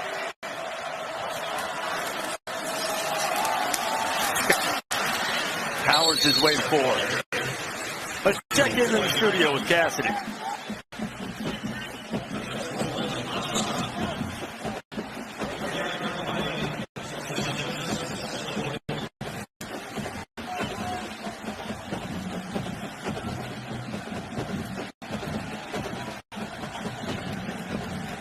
Cassidy, that 14-point blown fourth quarter lead, that was going to leave a mark. Well, they were up big early at home. It looked like they might just pull away, but the Sooners showing some grit on the road early this season. That is a big win for Bob Stoops, Oklahoma. On second down, Connor Cook goes back to the other side of the field, finds King again, another first down for the Spartans. Yeah, that's where the experience comes into play if we get a view of this, but from the vantage point, you can see the defensive end, the outside linebacker, drop off, and so he comes back to his left. He wanted to throw the ball to the right. The outside linebacker took the throwing lane away, so he had to abort and come all the way back to his left, and instead of just giving up on the play, the recognition and awareness and understanding that he still had another receiver on the other side with soft coverage, he just flips it out there. Connor Cook is not a highly recruited guy. He has developed very terrifically. They're now with good protection and good time, and fires a strike and a good catch climbing the ladder is Aaron Burbridge. That offensive line, known for their run blocking. Watch his pocket for Connor Cook. I mean, look at that. He is clean. Nobody gets close to him. And here's Burbridge again, this time going up in the air. He gets great separation. The ball a little bit late, but because he beat Spring so badly, plenty of time to go up and make a play on the football. Now, I'm sorry, real good. Now you can go back to your bread and butter and run the power, run the physicality of that running game after you throw the ball. And here they come with the running game, but not much there. Boy, the Ducks not pleased with their overall defensive effort last week, but they've done a great job against the run. They're building a fence with the 3 interior defensive linemen and the 2 outside linebackers, whether it's Coleman and Prevo on one side, and then you have French on the other. And then you have the 2 inside linebackers, Walker and Hardrick. They're just building a fence, and there's right now nowhere to go in the running game other than a couple plays. They're basically taking that part away and putting the game in the hands of the Michigan State passing game. See if Cook can deliver. And Cook delivers to Burbridge again. Short game. That's inside the 35, and there is defensive coordinator John Pelham, who last week against Eastern Washington decided to go upstairs. He had spent some time down on the field last year after taking over for Nick Aliotti. And he told us this week he's excited to come back and have a chance to play this Michigan State offense again. And by far one of the best dressed coordinators, not only in the Pac-12, but I would say in the entire country. He came strong today. We had a shot at him. He brought his A game back to the Midwest. Michigan State goes to a huddle. I might get a chance to get that shot in. Connor Cook, again, well protected, but threw it behind and low Burbridge, so it's going to bring up a 4th down from the 34. When Connor Cook gets in trouble with all his experience, I want you to watch his feet. Watch his footwork. Right here, watch how you think he's going to step into the throw, and watch how he just kind of sits on his back foot. You can go ahead and roll this. See that? All that experience, and even a guy like Connor Cook, if you don't get your feet right, you're not going to throw the football very accurately. So from the Oregon 34, little out of field goal range, D'Antonio's going to go for it on 4th and 6.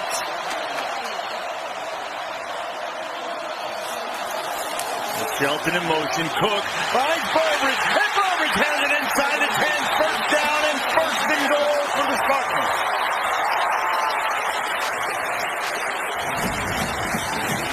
A great read, and they slip behind the coverage. A well-designed play and perfectly timed. And Cook trying to go tempo here to try to be in attack mode inside the 10. They'll go to the ground. L.J. Scott. Scott looking for the corner. L.J. Scott, touchdown, Michigan State.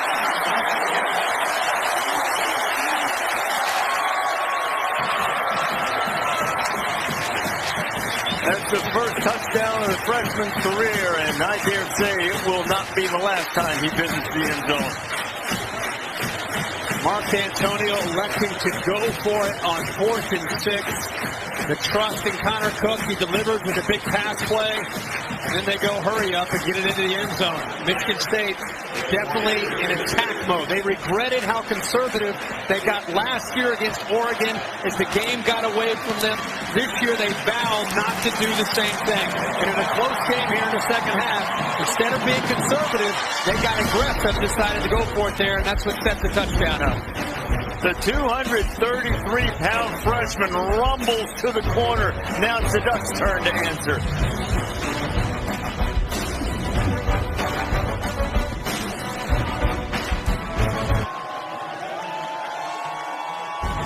Saturday Night Football, presented by Wells Fargo. Brought to you by Chevrolet. Find new roads. Pacific. For life insurance annuities and investments, choose Pacific Life, the power to help you succeed. And Dr. Pepper. Dr. Pepper and college football. It's a one-of-a-kind tradition.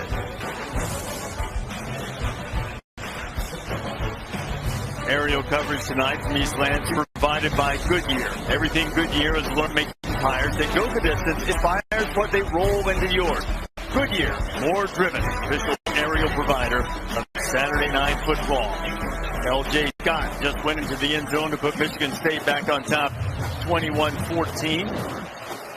Talented freshman back, teaming with Madre London. Now Oregon, whose last score came on an electrifying punt return. See if they have anything in the kickoff return from Byron Marshall. Spartans have had trouble covering kicks and punts.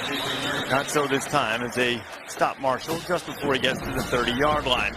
This week on ESPN Sunday Night Baseball, the division-leading Kansas City Royals, they just about have the AL Central locked up, taking on the Baltimore Orioles, 8 o'clock Eastern Time tomorrow night on ESPN and streaming live at Homer on the Go on Watch ESPN.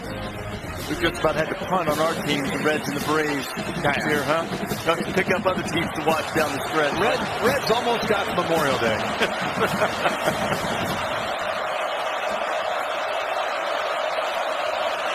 Ducks go back to work.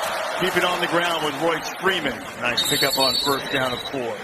I think the biggest difference I see from Oregon with Marcus Mariota and what we're seeing here in this football game is the threat of Mariota running the football. You know, they averaged 234 yards a game on the ground last year.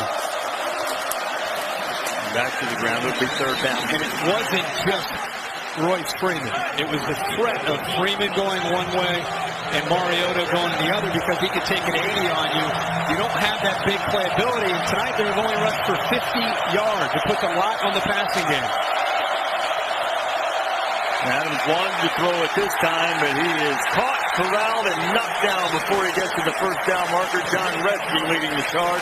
Malik McDowell, who's had another good game, is in there. And I think this is the area you're going to see him progress the most. And he's holding that hand. It's been dinged. It's the reason he's wearing that glove tonight. Let's see if Heather can get a look at that. That's something that's been bothering him. He decided to wear a glove tonight. See right away Mark Helfrich coming over to check on him. Hurt his right index finger in the game last week. The first indication tonight we've seen is bothering. Being called for the fair catch, and he'll make it at about the 22. The thing I was going to say is where you'll see him grow is he had a receiver open to the outside, and he came off him right away and put his head down and just kind of boarded. You can see the finger wrapped and definitely got dinged on that last play.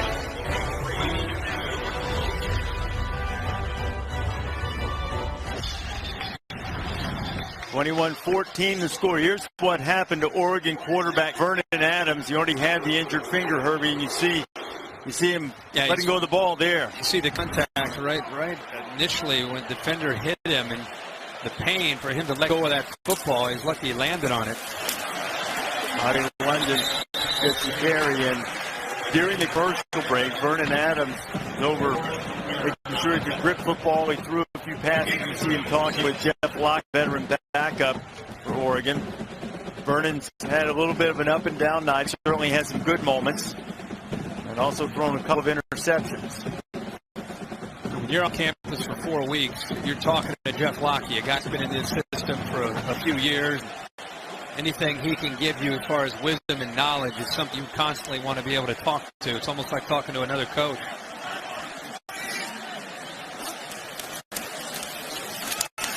Barton go back to the ground. London slipped through the initial down. Madre, London running tough. And up close to the first down marker. And they put the big tight end Paul Lang behind that offensive line. He running behind the offensive line. But let's give London a lot of credit because there wasn't a lot of room to run. And there has been consistently tonight. But there's the leg drop. I think that's what has these coaches excited about him. Out of Fort Lauderdale, he's very, very strong. Doesn't necessarily have the breakaway speed, but his physicality, I think, fits in well with this offense and what they like to do. Yeah, they have a history of guys who run tough. Le'Veon Bell's one that's here tonight. They compared L.J. Scott to him. Connor Cook now going to go up top, throwing it to the outside. And Chris Cisse was there on the coverage. There is Le'Veon Bell. He's become one of the best backs in the NFL. He left this program, and he went to a program in the NFL where he couldn't have gone to a better right fit. I mean, Michigan State and the Pittsburgh Steelers are about as similar as you're going to get. Mindset, toughness. Yeah. On some power. A power counter, slam it up in there, boys. Here we go. Now on 2nd down and 10. They spread out. Cook firing. That was dangerous. Actually, Coleman was jumping in there and got the deflection. Might be lucky for Michigan State he did. So this is where, remember last time he came off, he read the linebacker who dropped into passing lane, and he threw over here. This time he doesn't see it, maybe predetermines what he wants to do with the football. He's worried about the corner, but it's the linebacker right here that makes the play on the football. He's lucky that Coleman didn't hold on to that football because he's walking to the end zone. So 3rd down and 10.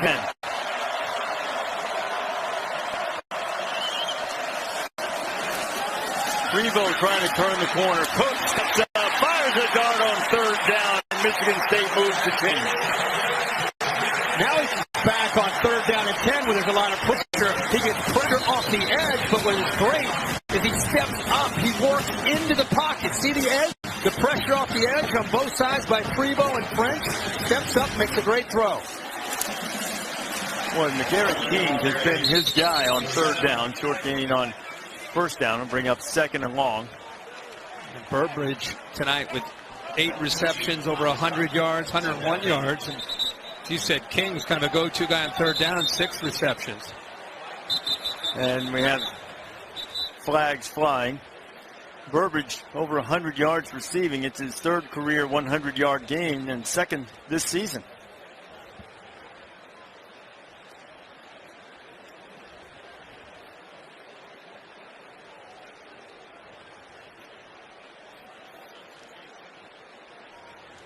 Probably a substitution infraction. Let's see. Illegal substitution. 12 men on the defense. 5-yard penalty. 2nd down. There's Michael Bolton from the Pac-12 crew who's on the field. There's a Big Ten replay booth tonight. Michigan State has yet to be penalized. Good catch by the crew. They had 5 defensive backs in the game and 4 linebackers along with their 3 defensive linemen. I don't know, help you slow down offense. Yeah. Guy, you can get away with it. And they did not. And now Michael Bolton's coming over the replay booth has buzzed down. Steve Newman is the replay official from the Big Ten. And he'll communicate with Bolton. In the meantime, guys get a little refreshment, and the Chuck also moving to the music that they're entertained by. You count them right here.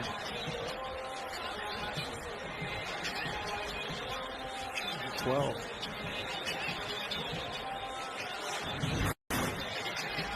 All right, so Bolton is making sure everything's square with the play booth.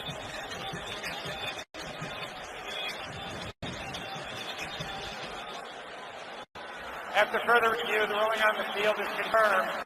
There were 12 players in the defensive formation. Ball being placed at the 50-yard line.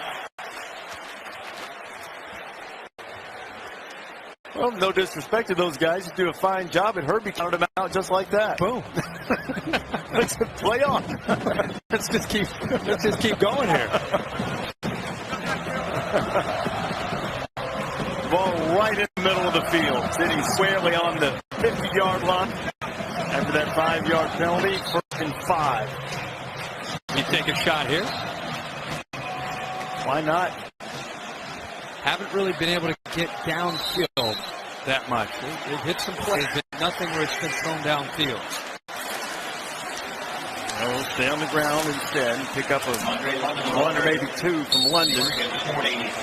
And some unpleasantries at the end between Jamal Lyles and Tyree Robinson. They have been wearing down Oregon, or at least attempting to do that. Remember, they didn't run the ball that well in the first half. We talked about coming out of the break at halftime. They had the one long run, but other than that, pretty much controlled by Oregon. But they went back to the chalkboard at halftime and probably looked at their numbers and said, guys, we've got a great line and some physical backs. We can't quite give up on being that pounding team. They run it again. London inside the 40. It's another first down for Michigan State. Starting to see signs of fatigue in the bench. Yeah, I mean, that's going to be the challenge. Watch the center here. Jack Allen, 66. A great block to open that up right into the middle of the Oregon defense. He works, not only pushes Balducci back, but also is able to climb up to a linebacker and chip up on him as well. Well, Michigan State with a 7-point lead, headed down toward the 3.5-minute mark to play here in the third quarter. Reese Davis, Kirk Herbstreit, and Heather Cox with you on a beautiful night in East Lansing. Cook down the middle. He's got his tight end Jamal Lyles for the catch, and Michigan State is threatening. This is great timing and rhythm by the quarterback Cook with his tight end right here. He's going to sneak behind. When you throw this, you got to get it over this linebacker right here, Rodney Hardrick. And he's up out of the way, so then it's the other linebacker who slides back, Joe Walker. But he does a good job of throwing that with enough velocity where he gets it over the linebacker, but in front of the safety. There's a nice little pocket there, and he put it right in there. Cook 20 of 28, 192 yards. He's thrown for a couple of scores. Michigan State at the 19-yard line, just in the red zone. Back to the ground. London picks up a couple, maybe three. Alfred's exhorting his defense. Did you see that? I mean, he lines up and he's about to snap the ball, and then he said, we're going to move over here. Then it ended up taking a snap from center. Allen, he takes it from his brother, the left guard, Brian Allen. That was a little bit crazy. A little bit tricky, a different way to go unbalanced, right? It sure is. So now they go again. They shift it again, and it gives them a lot of beef on the right side. The tackle over on the right. They run that way. Tried to cut back, it didn't work. Oregon's ready for it. Getting a little bit cute there. Christian French was the first guy. What do you think of this? It's a wrinkle. It gives the defense a little bit of a different look, but clearly it was not as effective there. It makes the offense. Basically, your left guard becomes your center, your left tackle becomes your left guard, and your tight end becomes your tackle on your left.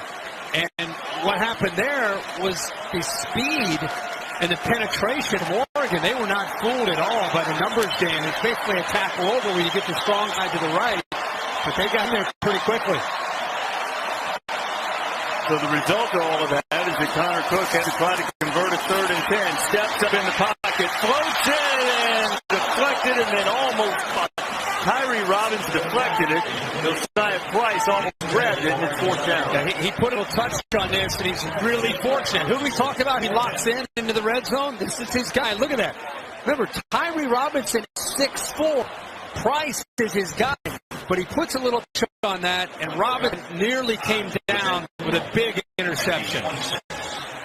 Well, the last time that Michael Geiger had a field goal attempt, it was not pretty. A 28-yarder he missed. This one from 36.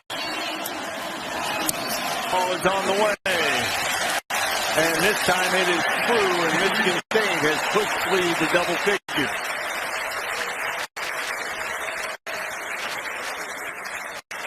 24-14, 1:08 remaining to play here in the 3rd quarter, and now we'll see about Vernon Adams and how healthy that hand is. We'll take a look at this week's college football rankings, brought to you by Capital One. No real problem, though a little bit of a sleepwalking type effort with both number 1 and number 2. TCU putting up some points, and Baylor's pulling away. But there are some other things. How far are you dropping Auburn in the top 10 this week after having to go to overtime against Jacksonville State? I really had Auburn up there to begin with after the way they looked last week against Louisville. But there are a couple of teams that stood out to me. What Oklahoma did by getting down and then fighting back, that was really impressive. Ole Miss has been a machine in their first 2 weeks now against inferior opponents. Next week they go to Tuscaloosa, and we're going to find out a lot, not only about Ole Miss, but about Jake Coker and Alabama. We'll find out if Alabama's for real next week. The defense can put some heat on you. Short kickoff, rolls around on the ground, and Baylor jumps on it just across the 20. Heather, what have you been able to find out on the sideline? Well, Reese, during that entire series, Vernon Adams stayed by himself and was constantly testing that finger, flexing it, putting it into a fist, really never took the glove off, but really testing the mobility. And guys, what I find is interesting, I talked to our quarterback guru, George Field, who said you lose about 25% of your accuracy and velocity when you can't use that index finger, because it's the last finger on the ball to release. Now, Kirk, I'm curious, do you agree with that? You play quarterback. What do you think about how much you lose with the hurt finger? Tell George, I think it's about 28%. He's off on his calculations there completely. Adams out to Braylon Addison completely. Heather, he's right. I mean, it is the last finger. It's kind of the runner. It's going to allow you to direct the football and give it to spin. And if it's hurting, now the thing that's interesting to me is his teammates don't really know him. They've never really been in war with him. Now they're starting to learn a lot more about him. Freeman carries it across the 30. Not just. Okay, the Exos, forget about that. This is the quarterback replacing Marcus Mariota. You need to show that you're a leader in this kind of setting, and that's what they're learning about him. They definitely need a first down here, and they got it prior to this drive or series of downs. Oregon and its offense in on the field only a little over a minute and a half in the 3rd quarter. Part of that was because they had an 81-yard punt return.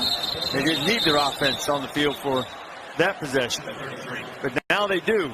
Down 10, just over a quarter left to play. The waning seconds of the 3rd quarter for the Ducks, and we have a player down. Here's Damon Knox, Michigan State.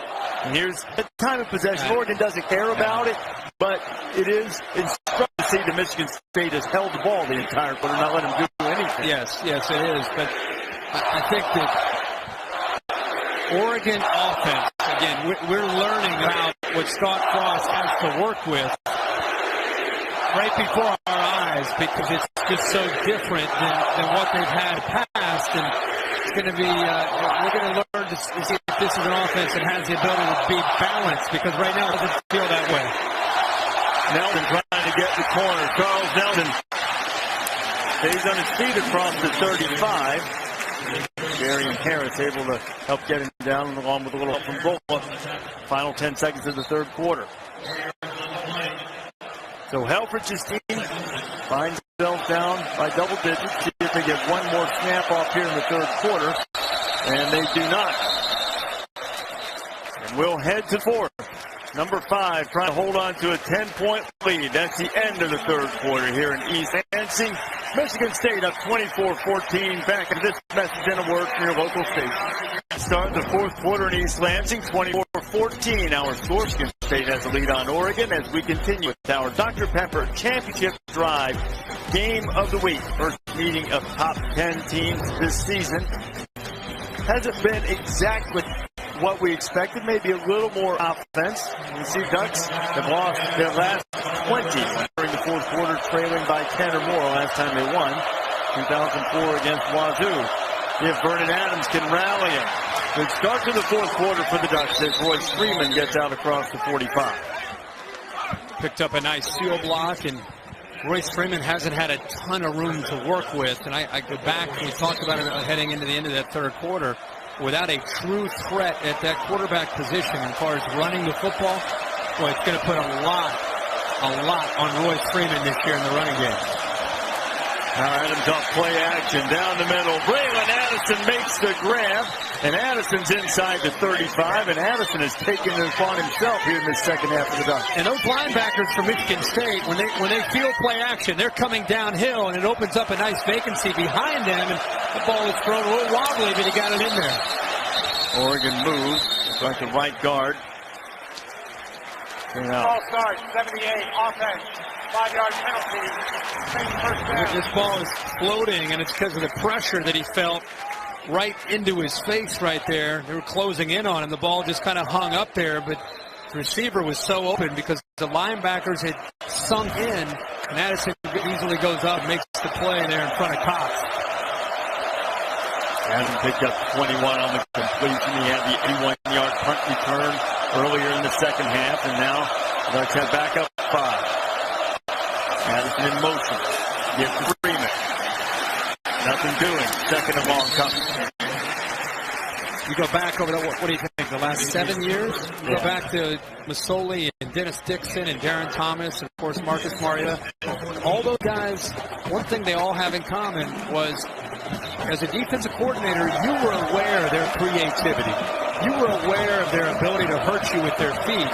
And so it opened up a lot of different aspects of your entire running game. Adams out in the flat, too high for Addison, who wisely chased it just in case they called it a backward pass.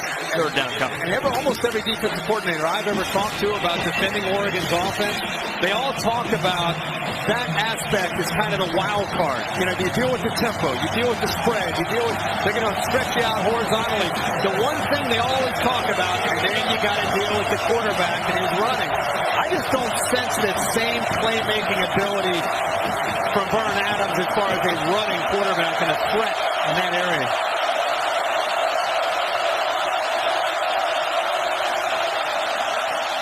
On third and long, they flip it out to Freeman in the flat. He tries to navigate his way through a host of green, and he can't do it. He gets down to the 30. That's about 7 yards short of what they need for the first down. That's Scott Frost and Mark Helfrich saying, let's pick up 7 or 8, maybe 9, and then let's give it a shot here on fourth down.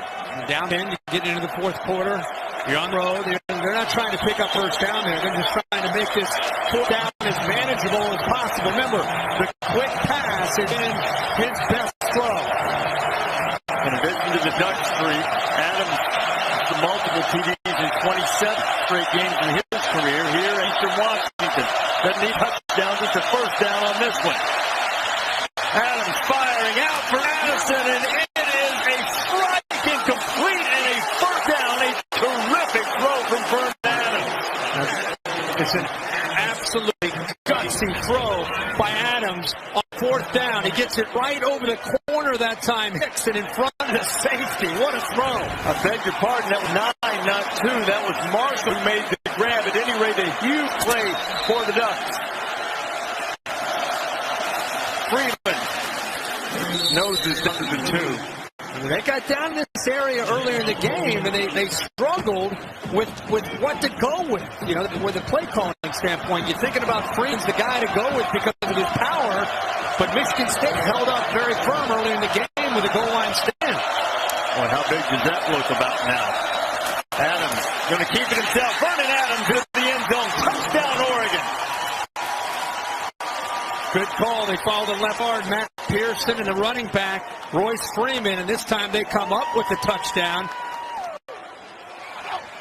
And Herbie, you said that the Ducks would learn a lot about who their leader is. The fourth down strike to keep the drive alive to Byron Marshall, putting it beautifully between a couple of defenders and then running. They're finding out he's got some guts. I mean, right in front of them. They're learning about, hey man, what do you think about three? What do you think about Vernon? Like right now, they're down there saying they're impressed. They're learning a lot about this guy. Again, cannot say it enough. He's been on the campus in Eugene, Oregon for 4 weeks. Imagine trying to digest the tempo offense in 4 weeks, and then you come on the road to East Lansing and play this defense. He's kept his team within striking distance.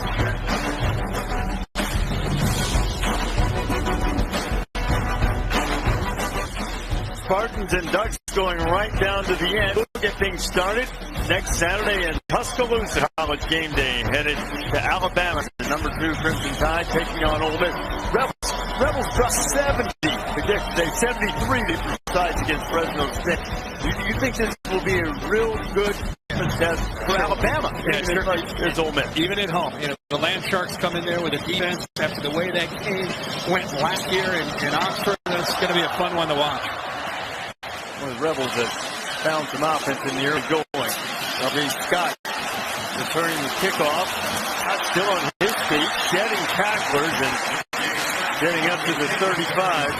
Let's have a look at the last touchdown. Yeah, this is the big fourth down. It's a long throw from the right hash all the way to the sideline, and he puts it right on the money to convert on fourth down, and then follows it up by following, like I said, the left guard Matt Pearson and his tailback Royce Freeman into the end zone. The timing, remember, he went down, he left the game there for a second after that possession they had. He was holding his finger. Heather had the report about, how he's been kind of by himself and feeling it to see if he could continue, and again, showed some toughness and grit there on that drive.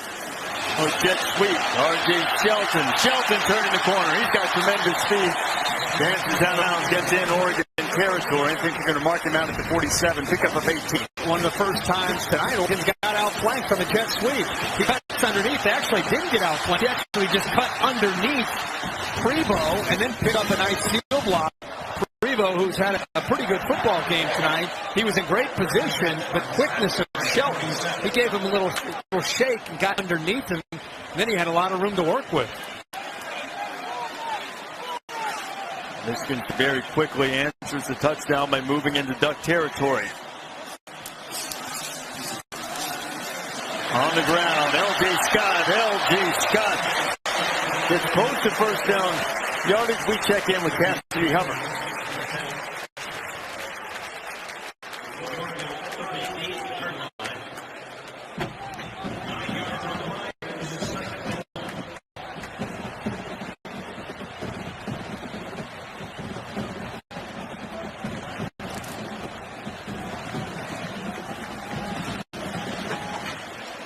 Cassidy, that 22-year-old freshman's had some moments in his first couple of games. Out BYU. Mark Scott just short of the first down last carry. He gets it this time and runs through another one. Scott's inside the 20. Scott on his run. Will they get there? Touchdown, Michigan State.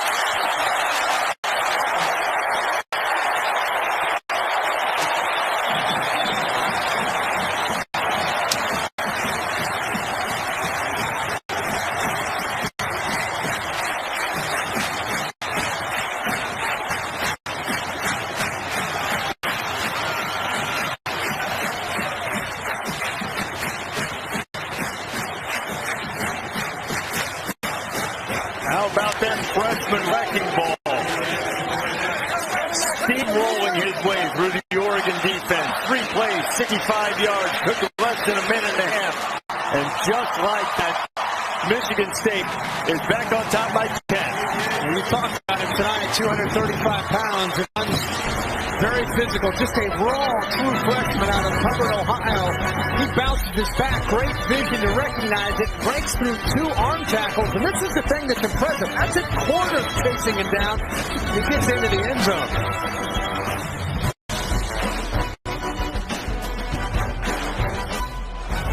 Saturday football presented by Wells Fargo. Brought to you by Ford. We go further so you can. Chick-fil-A. We didn't invent the chicken, just the chicken sandwich. And Wells Fargo. On your phone, online, on the go. Wells Fargo makes it easy to get banking done. Aerial coverage tonight provided by Goodyear. Everything Goodyear has learned, making tires that go the distance, inspires what they roll into yours. Goodyear, more driven. Official aerial provider of Saturday Night Football, and that blimp couldn't be soaring any more than the spirit of the people on the banks of the Red Cedar tonight as Michigan State just answered a gutsy Oregon touchdown drive with a quick strike, 3-play explosion, mostly courtesy of L.J. Scott. And now the lead is 10 again. 10:51 to play. And now it's Oregon's turn. Fumble on the kickoff. Marshall picks it up. Tries to find a little running room and is able to make a little bit of chicken salad after bobbling kickoff. Let's go back to this touchdown. Watch the right guard here in Centerville, Ohio, the Elk. Double team here, make a great block, and also right here, the right tackle. They're going to open this up. It's a double team into the inside, just imposing their will here. And look how he turns his back to the hole and makes this block. And then the vision right there from the freshman, L.J. Scott. And that's the thing, again, that's impressive, the speed to run away from Springs, the corner, and then into the end zone. Now Vernon Adams has it back at his own 17-yard line. They give it on the inside. And there's some running room for Royce Freeman, and Freeman picks up close to 10. There's a Spartan injured on the play. I think that's Viante Copeland. Check on Copeland. We'll take another look at that touchdown on Kirk. There's that double team, and this is something you're going to be seeing a lot of in this young man's career here at East Lansing. Breaking tackles and getting into the end zone. And get a smile out of Dino? Get a smile? Almost a smile. Yeah, it's almost a grin. Somewhere between smirk and grin.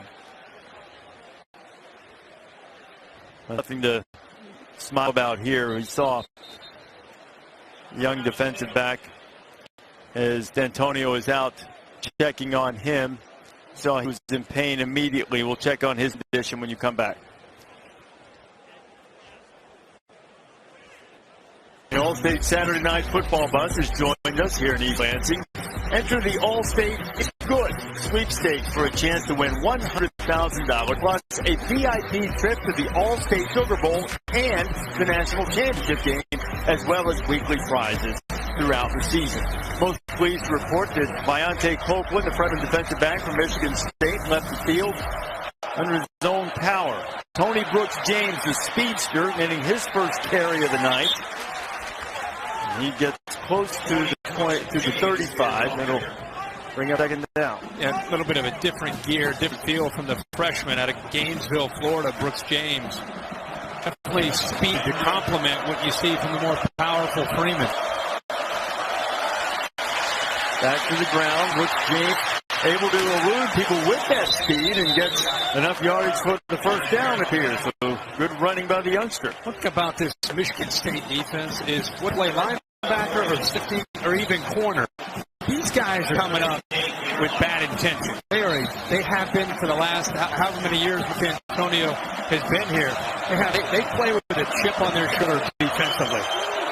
So the first down after the run from Brooks James.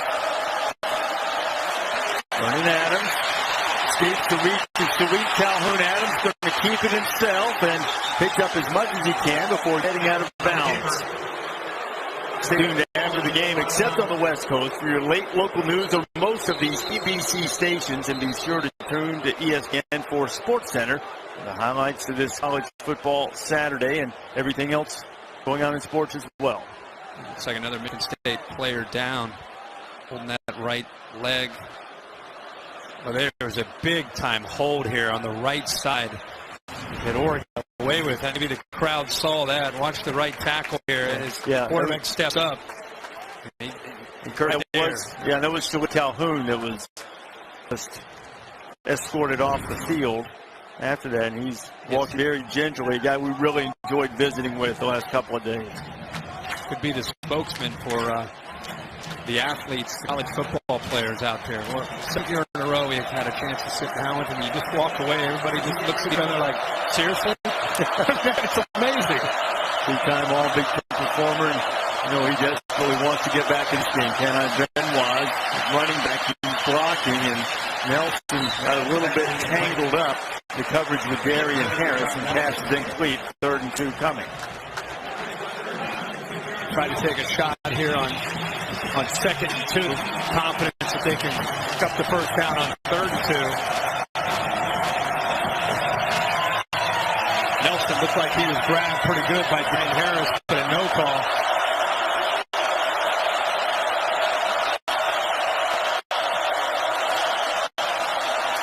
Benoit hit immediately, stopped short of the 1st down. The 4th down is coming.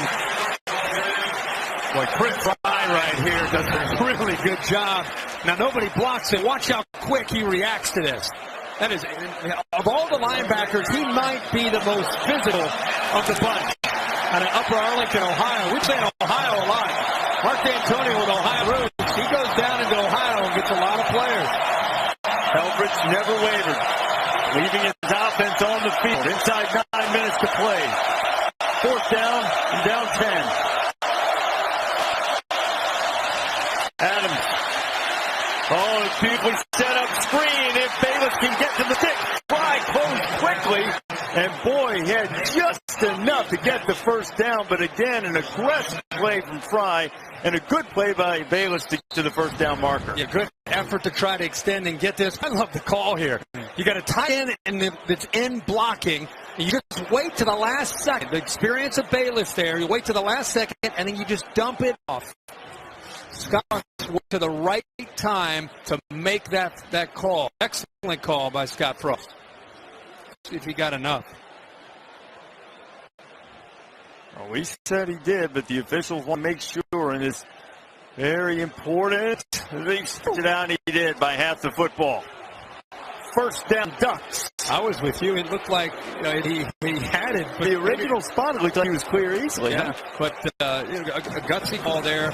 Great execution with a quarterback that doesn't have a lot of experience in this offense, but waited just enough time. Kind of baited that defense to come towards him, and then just threw it right over the top of their head. Remember, he's about 5'9". It was a touch pass to get over their heads and Lawrence. Brooks James has it. Looking for room, slipping tackles, and the terrific pickup inside the 45. Maybe 7, 8 yards. Let's give him 8 on the 1st down run. Seeing Brooks James now with Royce Freeman going in. The lead back for the Ducks, and we've seen more from Brooks James. And this is the first time tonight we've mentioned that Vernon Adams isn't the tallest guy in the world. And that time he gets one swatted back at him by Lawrence Thomas. Yeah, Thomas knocked that down. You're down by 10. You're on the road. It's the 2nd game of the season. You've got a quarterback that's been around for 4 weeks. And you lose your go-to guy, your bell cow, Royce Freeman. And now you've got a freshman and Tony Brooks James in there for him. It's a tough ask here. 3rd and a really long one. Adams going to throw for it, going to take the shot, had a man out there and couldn't hook up with Nelson. It'll be 4th down, and they went for it on their own side of the 50. You know they're going for it here. Yeah, aggressive call on 3rd down and short. I think they're getting that confidence that they can make it on 4th down, but the matchup is favorable. Demetrius Cox is a good player. He can play safety, he can play corner, but Nelson matched up one-on-one against anybody. You feel like he has a chance to win that battle. Why not take a shot there on 3rd and short? Another opportunity for a 4th down conversion. And we see, again, we've seen this a couple of times tonight. D'Antonio and the Spartans using their timeouts to make the right defensive call. They've worked on a goal line stand on the 4th and 1. Will it work on this 4th and 1?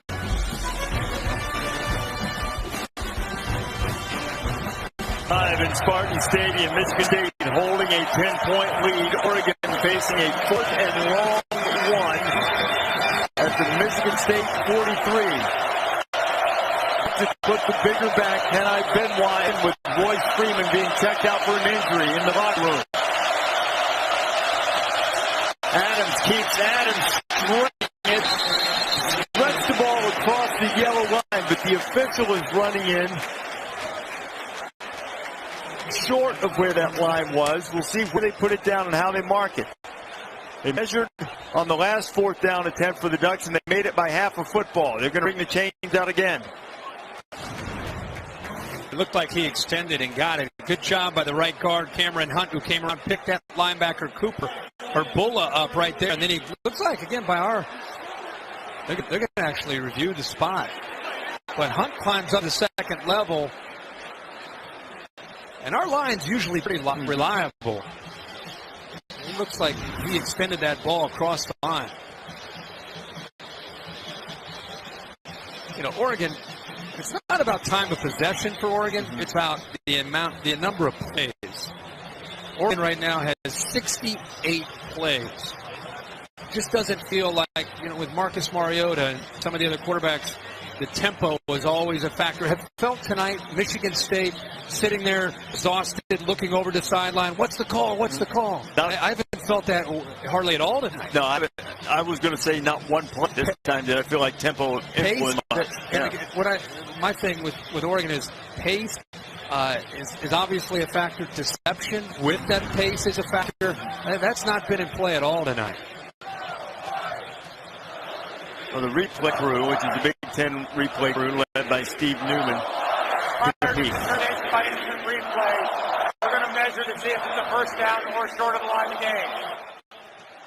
One thing about that is we're all caught up on the football extending across the line. If knee touched as he was coming down before he extended another half a yard, that could also be a big factor in whether or not he got the yards for the first down. Where the ball was when the knee touched it, if it in fact did, would be the proper spot. Well, let's see what the chains say. The nose of that football on the yellow line.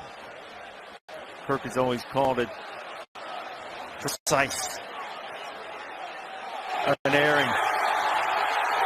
But it's a few lengths short. Now Michigan State is celebrating. And Mike Batlin, the referee in the Pac-12. Prior play is still under further review. Did you hear that? Yeah, Mike. Prior play is still under further review. Yeah, they wanted to see what the result of the play was as ruled on the field. Now the replay official will see if they got the spot right to determine if they did indeed get the first down. So now Helfrich is pleading his case.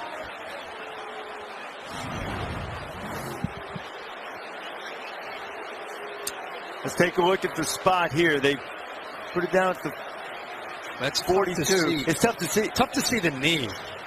And still the ball appeared to me, Kirk, even as the knee went down, to come straight down. I don't think he gained anything at all, like after the knee went down. I think the question is whether that Pac-12... The ruling on the field stands. First down. The ruling on the field stands, meaning there's not enough video evidence to overturn it. And it's third time tonight that Ducks have had a possession ended by a loss of down. Oregon just 2 for 5 on fourth down. That one and one on the goal line in the first half. Really costly.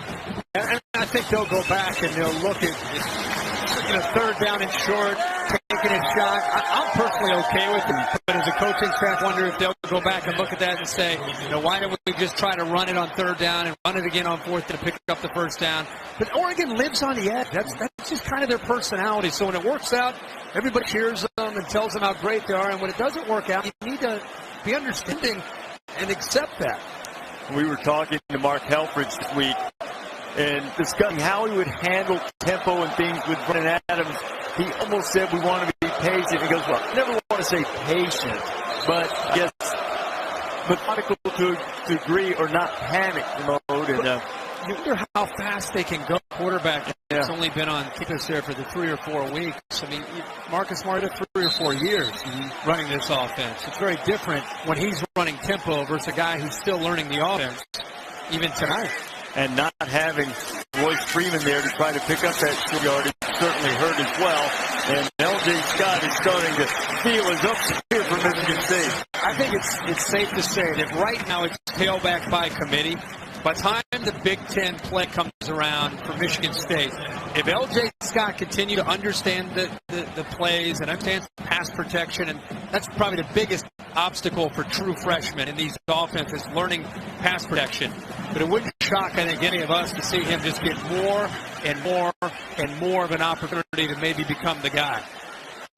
And Scott averaging 7.5 yards per carry tonight. Andre London's averaging nearly 7. It was London who had the big 62-yarder. Scott this time stopped in his tracks. It'll bring up 3rd down, and the defense needs to get off the field and get the ball back to the O. So over the last couple years with Connor Cook quarterback, they've had Jeremy Langford back there who was a physical back and an explosive back and really complemented what Cook in the passing game offered. And it put a lot of pressure on a defense with that balance of they're going to run Langford and the powerful offensive line, or are they going to play action out of that and throw the ball? And I think L.J. Scott really fits that mold. You don't quite have the explosiveness of a Langford, but you have the physicality of trying to just pound on a defense and wear them out over 4 quarters. On 3rd down, Connor Cook throws incomplete. Clock stop. 6 minutes and 21 seconds left in Michigan State. We assume we'll punt it away. That's a stop because it not only gets the ball back to Oregon, but the clock stopped, as you said, and they still have all 3 timeouts. And this is Oregon thinking about this being a 2-possession game, and they still have an ability to strike quickly with this offense. And don't forget, Braylon Addison, who is trying on the field now to return his punt for Oregon, has already taken one to the house tonight, 81 yards. Michigan State in 2 games has allowed 2 long kickoff returns and a long punt return. See how the Spartan coverage team does this time. Addison will go over his head, and it'll come out to the 20 as we take a look at our Pacific Life game summary. And you go back throughout this football game, the big question was how would Vern Adams play in his first real test on the road? There have been some good moments, and there have been some moments he would love to have back. That was an interception where R.J. Williamson made a play. For Michigan State, they've had some big play opportunities. Connor Cook has found his new favorite target this year in Burbridge for a big touchdown, and we're starting to see the big fella, A.J. Scott, put the Spartans back up by 10 points. A comfortable lead for now, but again, the Ducks in their system, they're never out of a football game. And Royce Freeman is back in for the Ducks at running back. Melvin in motion. Adams buying a little time and firing complete at Addison. Addison headed to Michigan State territory, and he's knocked down right at the 5-yard line. And again, not only are they, it's not out of the game, it's because of the Michigan State defensive scheme. There's so much man-to-man. You make a completion and you shake one guy, there's room to run. Adams, a lot of time. Thought about taking a shot, pulled down, gets what he can, gets about 5, and there's a flag that flew deep in the secondary.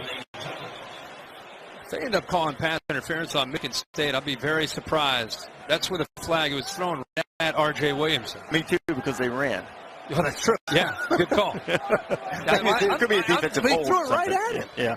Maybe it's an offensive hold. Yeah, it could be. Right at R.J. Williamson. Holding defense against an eligible receiver. Yeah, that's 10 yards from the previous I wasn't spot. saying, I guess, pass interference, but I guess secondary, you get a little bit of a hold here. And if we have a tight look at this, I'll be shocked. I was just messing with you anyway. I was just joking. No, it's okay, man. Yeah, no. I was just glued to, I just happened to be watching that one-on-one matchup, and I was shocked that all of a sudden I saw a flag come out. I didn't see any contact at all. That was Michigan State's first penalty. And as the officials still confirm, you can have a look. To your left here. Maybe a little contact there. The flag's not out, though. It came out right there. at the end. I don't know. That's not much. It's not much at all.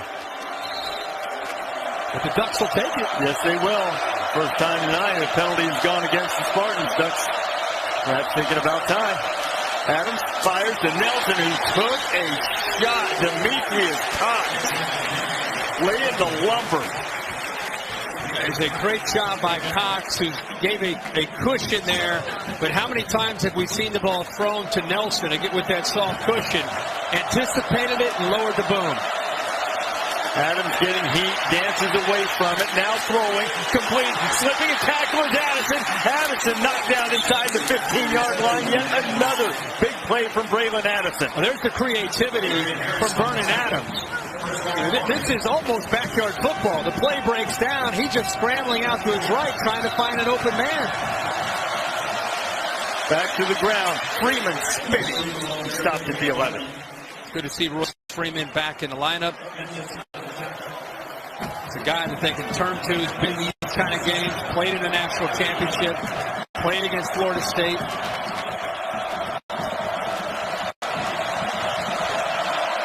It's the type of patience Helford's to live with. Isaacs, tunnel for Addison, shaky guy. Addison pushed out of bounds by Demetrius Cox, and the Ducks are threatening.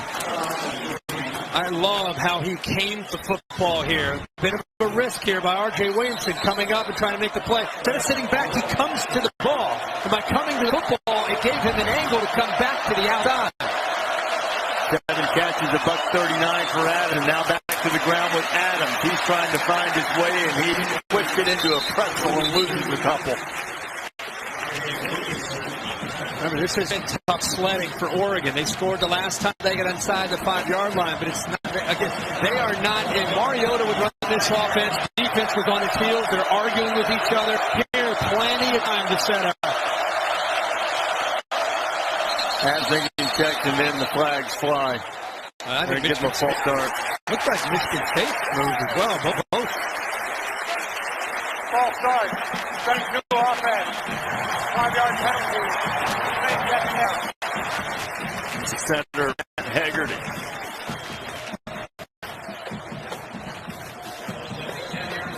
Haggerty must have moved the football just slightly. Yeah. Craig Evans from Michigan State reacted, jumped.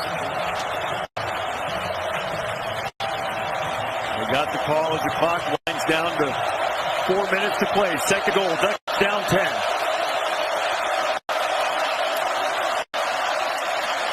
Adams still has it, scrambling, and just gets rid of it, throws it into the second row, and there's another flag down.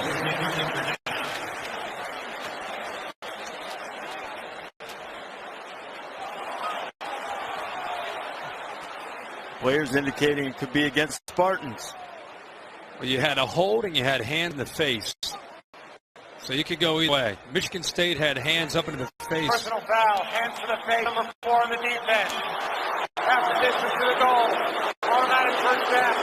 There's Malik McDowell. You could have called that. You could have called holding on this guy that he's going up against. Yeah. Right in the bottom there. There's a hold. There's a hand in the face. Which way do you want to go? Hands to the face. That's right. Gladiator bit down there.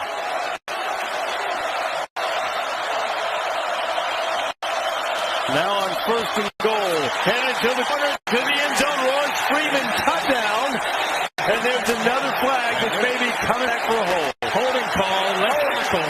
54 offense. 10-yard penalty. That's the reason he got to the edge was because Tyler Johnstone was called for holding. And I don't even think he really needed to do that. I think he still had it right here on the edge. Just locks up with Cooper. And if he doesn't do that, there's no way Cooper, as a defensive lineman, is going to be able to seal the edge and prevent Freeman from bouncing that and getting into the end zone. So now it'll be first and goal from the 15 after the 10-yard holding walk-off.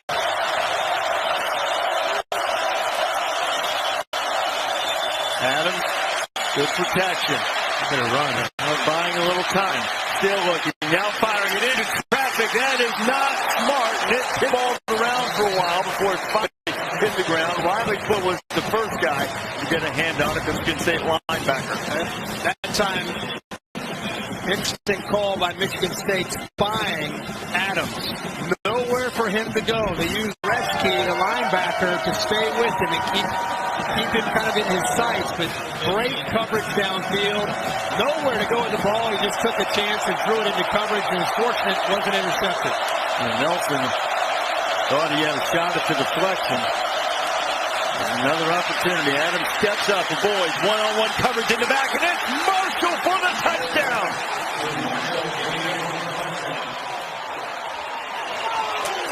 This is not terribly important at this moment, but that is a new NCAA record. 70 consecutive games with a touchdown pass for the Ducks. Watch this. Both guys kind of pushing back and forth. Good no call. Marshall goes up and makes the play.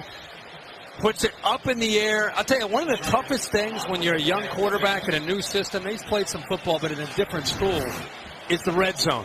This red zone usually is attacking for Oregon. Right now, it's almost like they're just trying to feel what might work, and they just kind of threw that up and hoped that Marshall would make a play on it, and he did.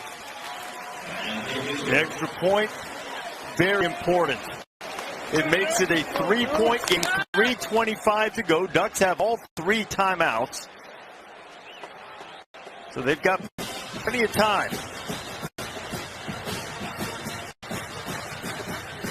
Well, I think scoring and scoring quickly was a big priority, and saving the timeouts was a really big thing for them to be able to do coming into this, because you put yourself now, you're back within 3.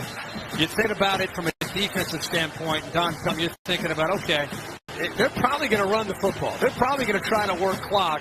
You've got the 3 timeouts left.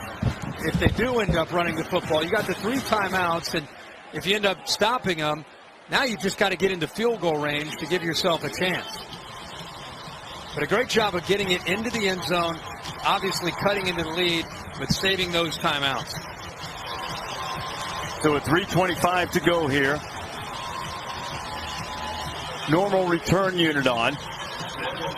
Plenty of time to play defense. While there have been moments when Michigan State has quickly. There have been other ones tonight when the Oregon defense has done a good job. Again, you would think convinced wisdom would be Michigan State's going to run the football and work clock. And that's why 3 timeouts for Oregon are so big. And they do kick it away. Shelton's going to bring it out. R.J. Shelton knocked down to about the 22-yard line, and that's where the Spartans will put it in play with 3:19 left here in East Lansing. NFL season is underway. NFL Insiders and Sunday NFL Countdown, a new way to get coast-to-coast league coverage on Sunday morning. Start your day at 10 a.m. with the Insiders, headlines, breaking news, everything you need. And then Countdown goes inside the storylines as only they can, starting on ESPN at 10 a.m. Something to remember, again, the coaches from Michigan State openly admitting that they regretted last year in their trip to Eugene. When the game got close in the second half, they felt they got a bit too conservative. Let's keep that in mind to see if they go the conservative route here or they take a chance. On the ground with London, and London is knocked down in the backfield. Christian French and Joe Walker was back there. Stay tuned for the Ford wrap-up after the game with Cassidy Hubbard. And it's coming your way as soon as we finish here in East Lansing. Christian French that time, and his Oregon defense, ears are pinned. Don Pelham has told his team, guys, we're going to go in here at this point, and we're anticipating run, and we're attacking the line of scrimmage with our outside linebackers and our linebackers downhill. And if you're Michigan State, you're working that play clock as much as you can.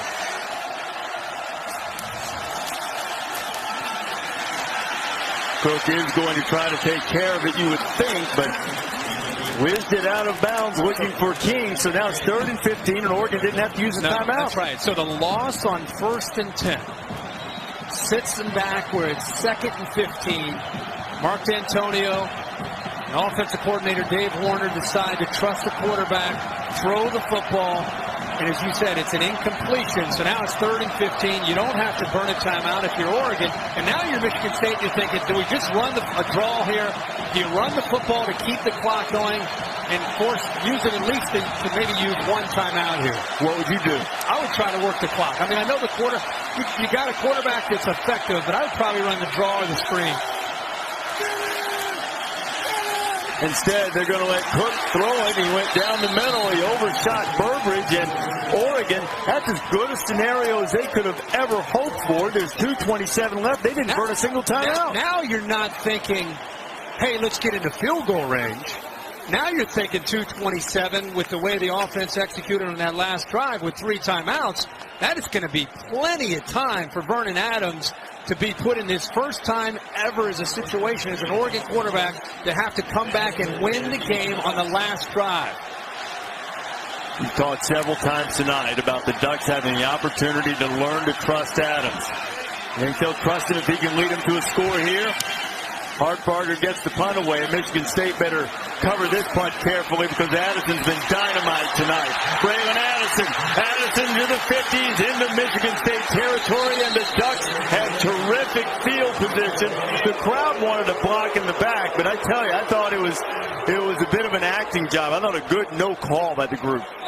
Remember that feature this morning with Wojo on College Game Day about Vernon Adams, talking about all that he's been through with this transfer from Eastern Washington, deciding to come over to play for Oregon, and some of the reactions from some of the fans in that area, and then how tough it was for him. He had to deal with taking that test with math, and he finally passed, and he's just been on campus for 3 or 4 weeks. I think this is what he envisioned, being in these kind of games with these kind of scenarios and opportunities to play big-time college football, and he's got it in his second game of his career.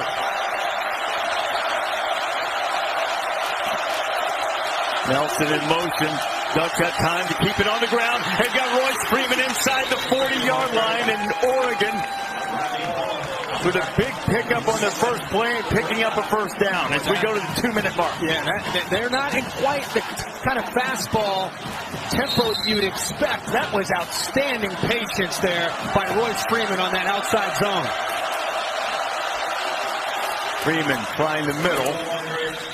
Picks up about 3.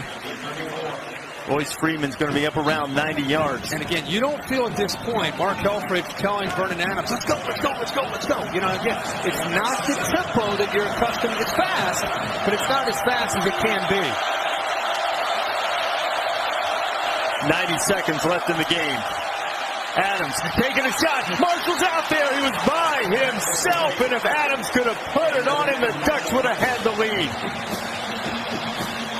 Arjun Colhoun, who's a senior, out there by himself. This is Michigan State's defense. There's no safeties behind him. He stumbles, loses balance. Look at that. He's all alone. Byron Marshall has 5, maybe 8 yards of separation because Colhoun lost his footing, and Marshall pulled away. One-on-one coverage again. 3rd down and 7. Spartans bringing pressure from the outside. Adams in trouble. Adams tries to get away, and he does not. A sack. Lawrence Thomas was back there, and Chris Fry finished him off. Fry's made some big plays tonight. None bigger than that one. Well, that was a gutsy call by Harlan Barnett and Mike Tressel, the co-defensive coordinators. I'm sure Mark D'Antonio had something to say about that, too. Well, they brought pressure. They showed pressure over here. I'll show you right here. They show it, but it drops.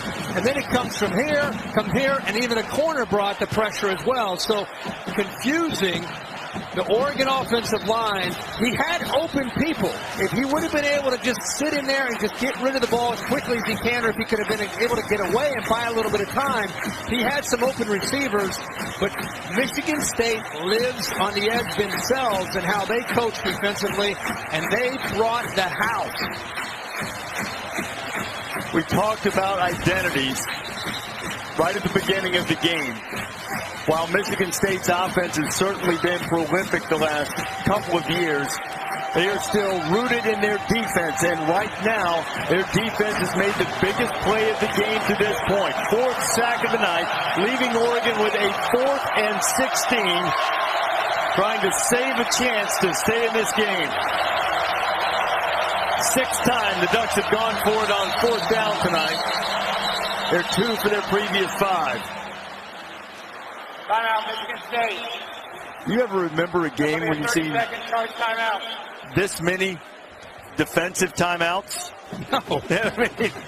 I mean, and they've worked out well for Michigan State.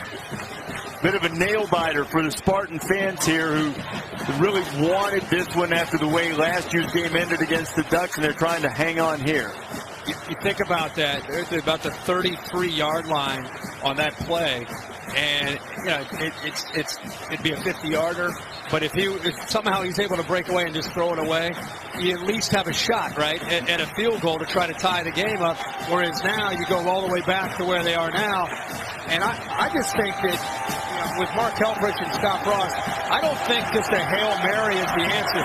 Remember, the answer for them tonight has been, okay, who has single coverage? Who doesn't have a safety along with him in coverage?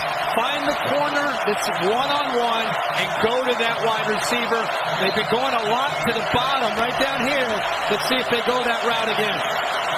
That's Byron Marshall down, and those two hooked up to convert a big fourth down earlier in the second half. They kept the touchdown drive alive.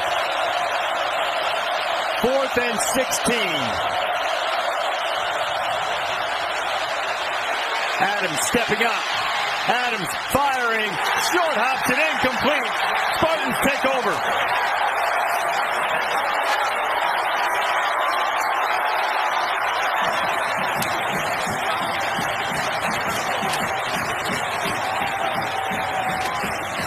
Le'Veon Bell and the rest of the Spartan faithful delighted with another defensive stand. It's an outstanding job by the Michigan State defense in these last 2 plays. They brought pressure on the previous play, and this time they rushed 3 and they dropped 8. They played man underneath, and they dropped safety so he couldn't just throw up one of those one-on-one, just kind of jump balls. They took everything away down the field. He scrambled to try to create something. But the Michigan State coverage, before it was the pressure on 3rd down, and it's the coverage there on 4th down. He had an opportunity to complete that ball to Addison. Illegal substitution, defense, 12 players in formation, 5-yard penalty, 1st down. Tell you something, though. I mean, it's a great football game. No doubt. How many games did you and I sit around? We watch games from noon Eastern till we'll probably see if we can dial in the LSU game tonight. We're junkies. We got problems, but we love it. I'm just telling you, I applaud these 2 programs for playing in this game, and this should not hurt Oregon for playing in this game, just like it shouldn't have hurt Michigan State when they went out to Eugene and played. They came this year, you come in with an inexperienced quarterback. You're playing a freshman tailback at times. This environment, and they give them a 31-28 game against a number 5 team in the country, and they got a chance to tie it or maybe win it late. If anything, Oregon's stock goes up, not down. On the ground with Madre London. And think back to the first half. In addition to that 4th down stop, the goal line stand. 4th and goal. Michigan State stops Oregon right on the doorstep on the 1-yard line. It turned out to be the difference in the game. There's just so many moments. They'll go back and look at this part of the football game, this part of the season, and be able to grow and learn. But I just cannot say enough again about Michigan State's going to win this game, and they found a way to do it. But considering what Vernon Adams was facing, learning the Oregon offense and replacing Marcus Mariota in 3 weeks, and to come into this environment and just to be able to execute the offense in general, let alone almost be able to pull off the upset, man, I think everybody should be tipping their cap to Vernon Adams. No question about that. More than 300 yards passing for Adams as we take a look at today's AT&T strong performance. Connor Cook, L.J. Scott, Aaron Burbridge, all with terrific nights for Michigan State. Add a little Madre London into the mix as well, who's right at 100 yards rushing for the evening.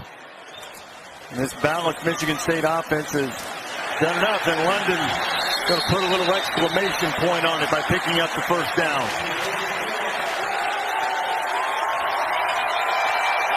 And now they can start the celebration officially.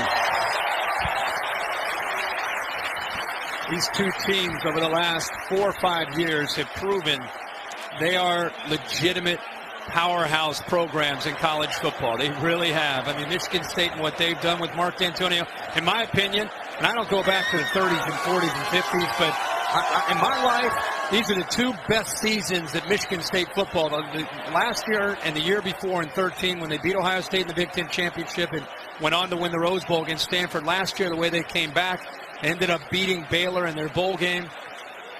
They've talked about they've only had 3 losses in the last 27 games, and one of the teams was the Oregon Ducks. They wanted to have a little payback, and they got the win. We got a little taste of it today across college football. There's a feel that this is a topsy-turvy type season with the exception of Ohio State, who seems to be a cut above the rest. You've seen some surprises. You've seen the Pac-12 and non-conference play not perform in terms of wins and losses as well as they would have hoped. But everything's still out in front of the Ducks. You go out, take care of business in the Pac-12, and I agree with you 100%. A 3-point loss to this team in this stadium, this team which I believe is really the only legitimate threat to Ohio State in the Big Ten right now. That's nothing at all to be a black mark on your resume. Would you rather have played a couple FCS teams and blown them out like 40 or 50 or lose a game like this? I'm more impressed by losing a game like this. And for some of these Spartans who agonized over their loss a year ago in Eugene when they let a second-half lead get away, a little bit of a cathartic feeling as the clock strikes 0. Mark D'Antonio, Mark Helfrich meeting at midfield after a terrific and entertaining football game that Michigan State pulls out 31-28. D'Antonio knows exactly who's beat him, and now he's avenged one of those recent losses. He's with Heather Cox. Reese, thank you so much. Coach, your team motto this year, reach higher. How did they show you that they have bought in tonight? Well, we just kept playing, great drive by our offense there, in the third quarter, I guess, fourth quarter. But, defensively just kept playing. Things happen, it's a crazy game. Oregon's got a great football team, but maybe rose up a little bit. You talked about that defense, impressive all night, but no more impressive than they were on that 4th and 16 and that final Oregon drive. How did you neutralize Oregon's offense? Neutralize them? We just kept playing, Vernon Adams, everything they say, can really move around. Great receivers. They made clutch plays down there. But our guys kept playing. Very, very proud of our football team and how they responded. Energy on the sideline. Awesome crowd. Awesome crowd. Come to Michigan State. Very impressive, Coach, especially considering all week we've talked so much about the revenge and letting it slip away last year in Oregon. What did your team's identity prove tonight? Well, like I said at halftime, we're just going to finish. They really didn't have anything to do with last year. We got great respect for Oregon and what they're all about, Coach Helfrich and their football team. But we just wanted to play hard and finish, and that's the bottom line. Just finish. Indeed, you did. Big win, Coach. Congrats. Great guys. Mark D'Antonio gets the victory, and this is the type of win that Michigan State has become more accustomed to. But as they've lifted the profile of their program, you mentioned this to D'Antonio yesterday, they've been able to maintain that blue-collar mentality, that little bit of an edge, and the chip on their shoulder that they use remarkably effectively. It's incredible to think about where Michigan State football was when Mark D'Antonio and his staff came and where they have been able to grow. And these last 3 years have been, as I said a little bit earlier, I think the best years in Michigan State football history, at least that I can recall. And I think when you have that success, it's easy to lose that chip, lose that blue-collar approach. But because of him, he won't let him. And this will be a win that they'll be able to look back at. Last year they regretted the loss to Oregon. They regretted the loss to Ohio State, the two teams that ended up playing the national title. This is a major hurdle for Michigan State to get over. And now they focus on the rest of non-conference play and then get ready for the Big Ten. As far as Oregon, is the question answered now? The performance of Vernon Adams, you have to feel like after this tonight and the way he fought and scrapped and he wasn't 100% physically, that they feel as if they found their leader on offense. Yeah, again, it's game 2. I think by game 5 and game 7 and game 9, it's going to become different. I think you can clearly see the skill set and why so many people have talked about him and what he brings to the offense. But just keep in mind while you're evaluating Vernon Adams, he's only been in Eugene for 4 weeks. He's doing the best that he can. He's getting in early to study the offense. He's leaving late. He's came in humble. His teammates really respect him. I expect him only to get better and better, and around him, the offense will continue to get better.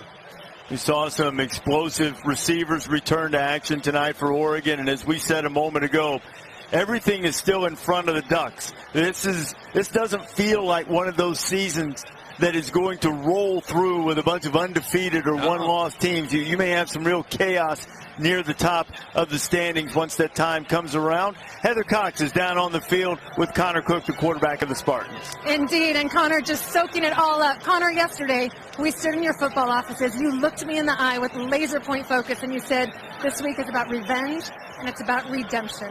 So how does this win vindicate you? It feels so amazing. I mean, I can't even describe to you how it feels. I mean, ever since the loss last year, it's been, obviously we highlighted that on our schedule, but for me, personally, because I didn't really finish in the second half, I think there was throws I left on the table, like I told you guys, and plays that we made last year that weren't made and we lost. Obviously, our first half was much better again this year, this time. Would have liked to execute more in the second half, but I mean, to talk about a team win, our defense played their asses off. Our O-line blocked their butts off. Our running backs ran so hard. I mean, I wasn't, pinpoint accurate the whole night, and receivers were making plays. But it was just such a team win. I mean, our defense came up so big in the end. I'm so freaking happy right now. You talk about that last series. I couldn't imagine what it was like to be you standing on the sideline, powerless, as your defense is out there on 4th and 16. What was running through your mind and the belief that you saw in your defense? I didn't watch the last play, but my head was just down. I was praying. I mean, credit to our defense. Our defense played their hearts out. Shalik, the whole D-line, the secondary, the interceptions they came up with. But, I mean, just a team win. We'll let you enjoy it. Connor, congratulations. Thank you. All right, Reese.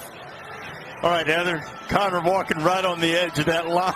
Right? And why not? This is an emotional young man who has really elevated his game many times because of perceived slight. And you know what? Having a leader like that, Shalik Calhoun on the other side, even with this great win, they're going to keep things in perspective. They're not going to get too crazy, maybe a little bit tonight, but not too crazy as they get ready for, the rest of their season. Because of leaders like that, it'll be easy for them to get locked back in. As the song says, on the banks of the Red Cedar, there's a school that's known to all, and its specialty is winning, and the Spartans did play good ball. 31-28, Michigan State beats Oregon tonight in this Big Ten Pac-12 showdown. We are headed right now for a complete wrap-up of the day in college football. The fourth wrap-up show. Vernon Adams and the Ducks fought valiantly, came up 3 points short. 31-28 the final. Let's go to Cassidy Hubbard now in the Ford wrap-up.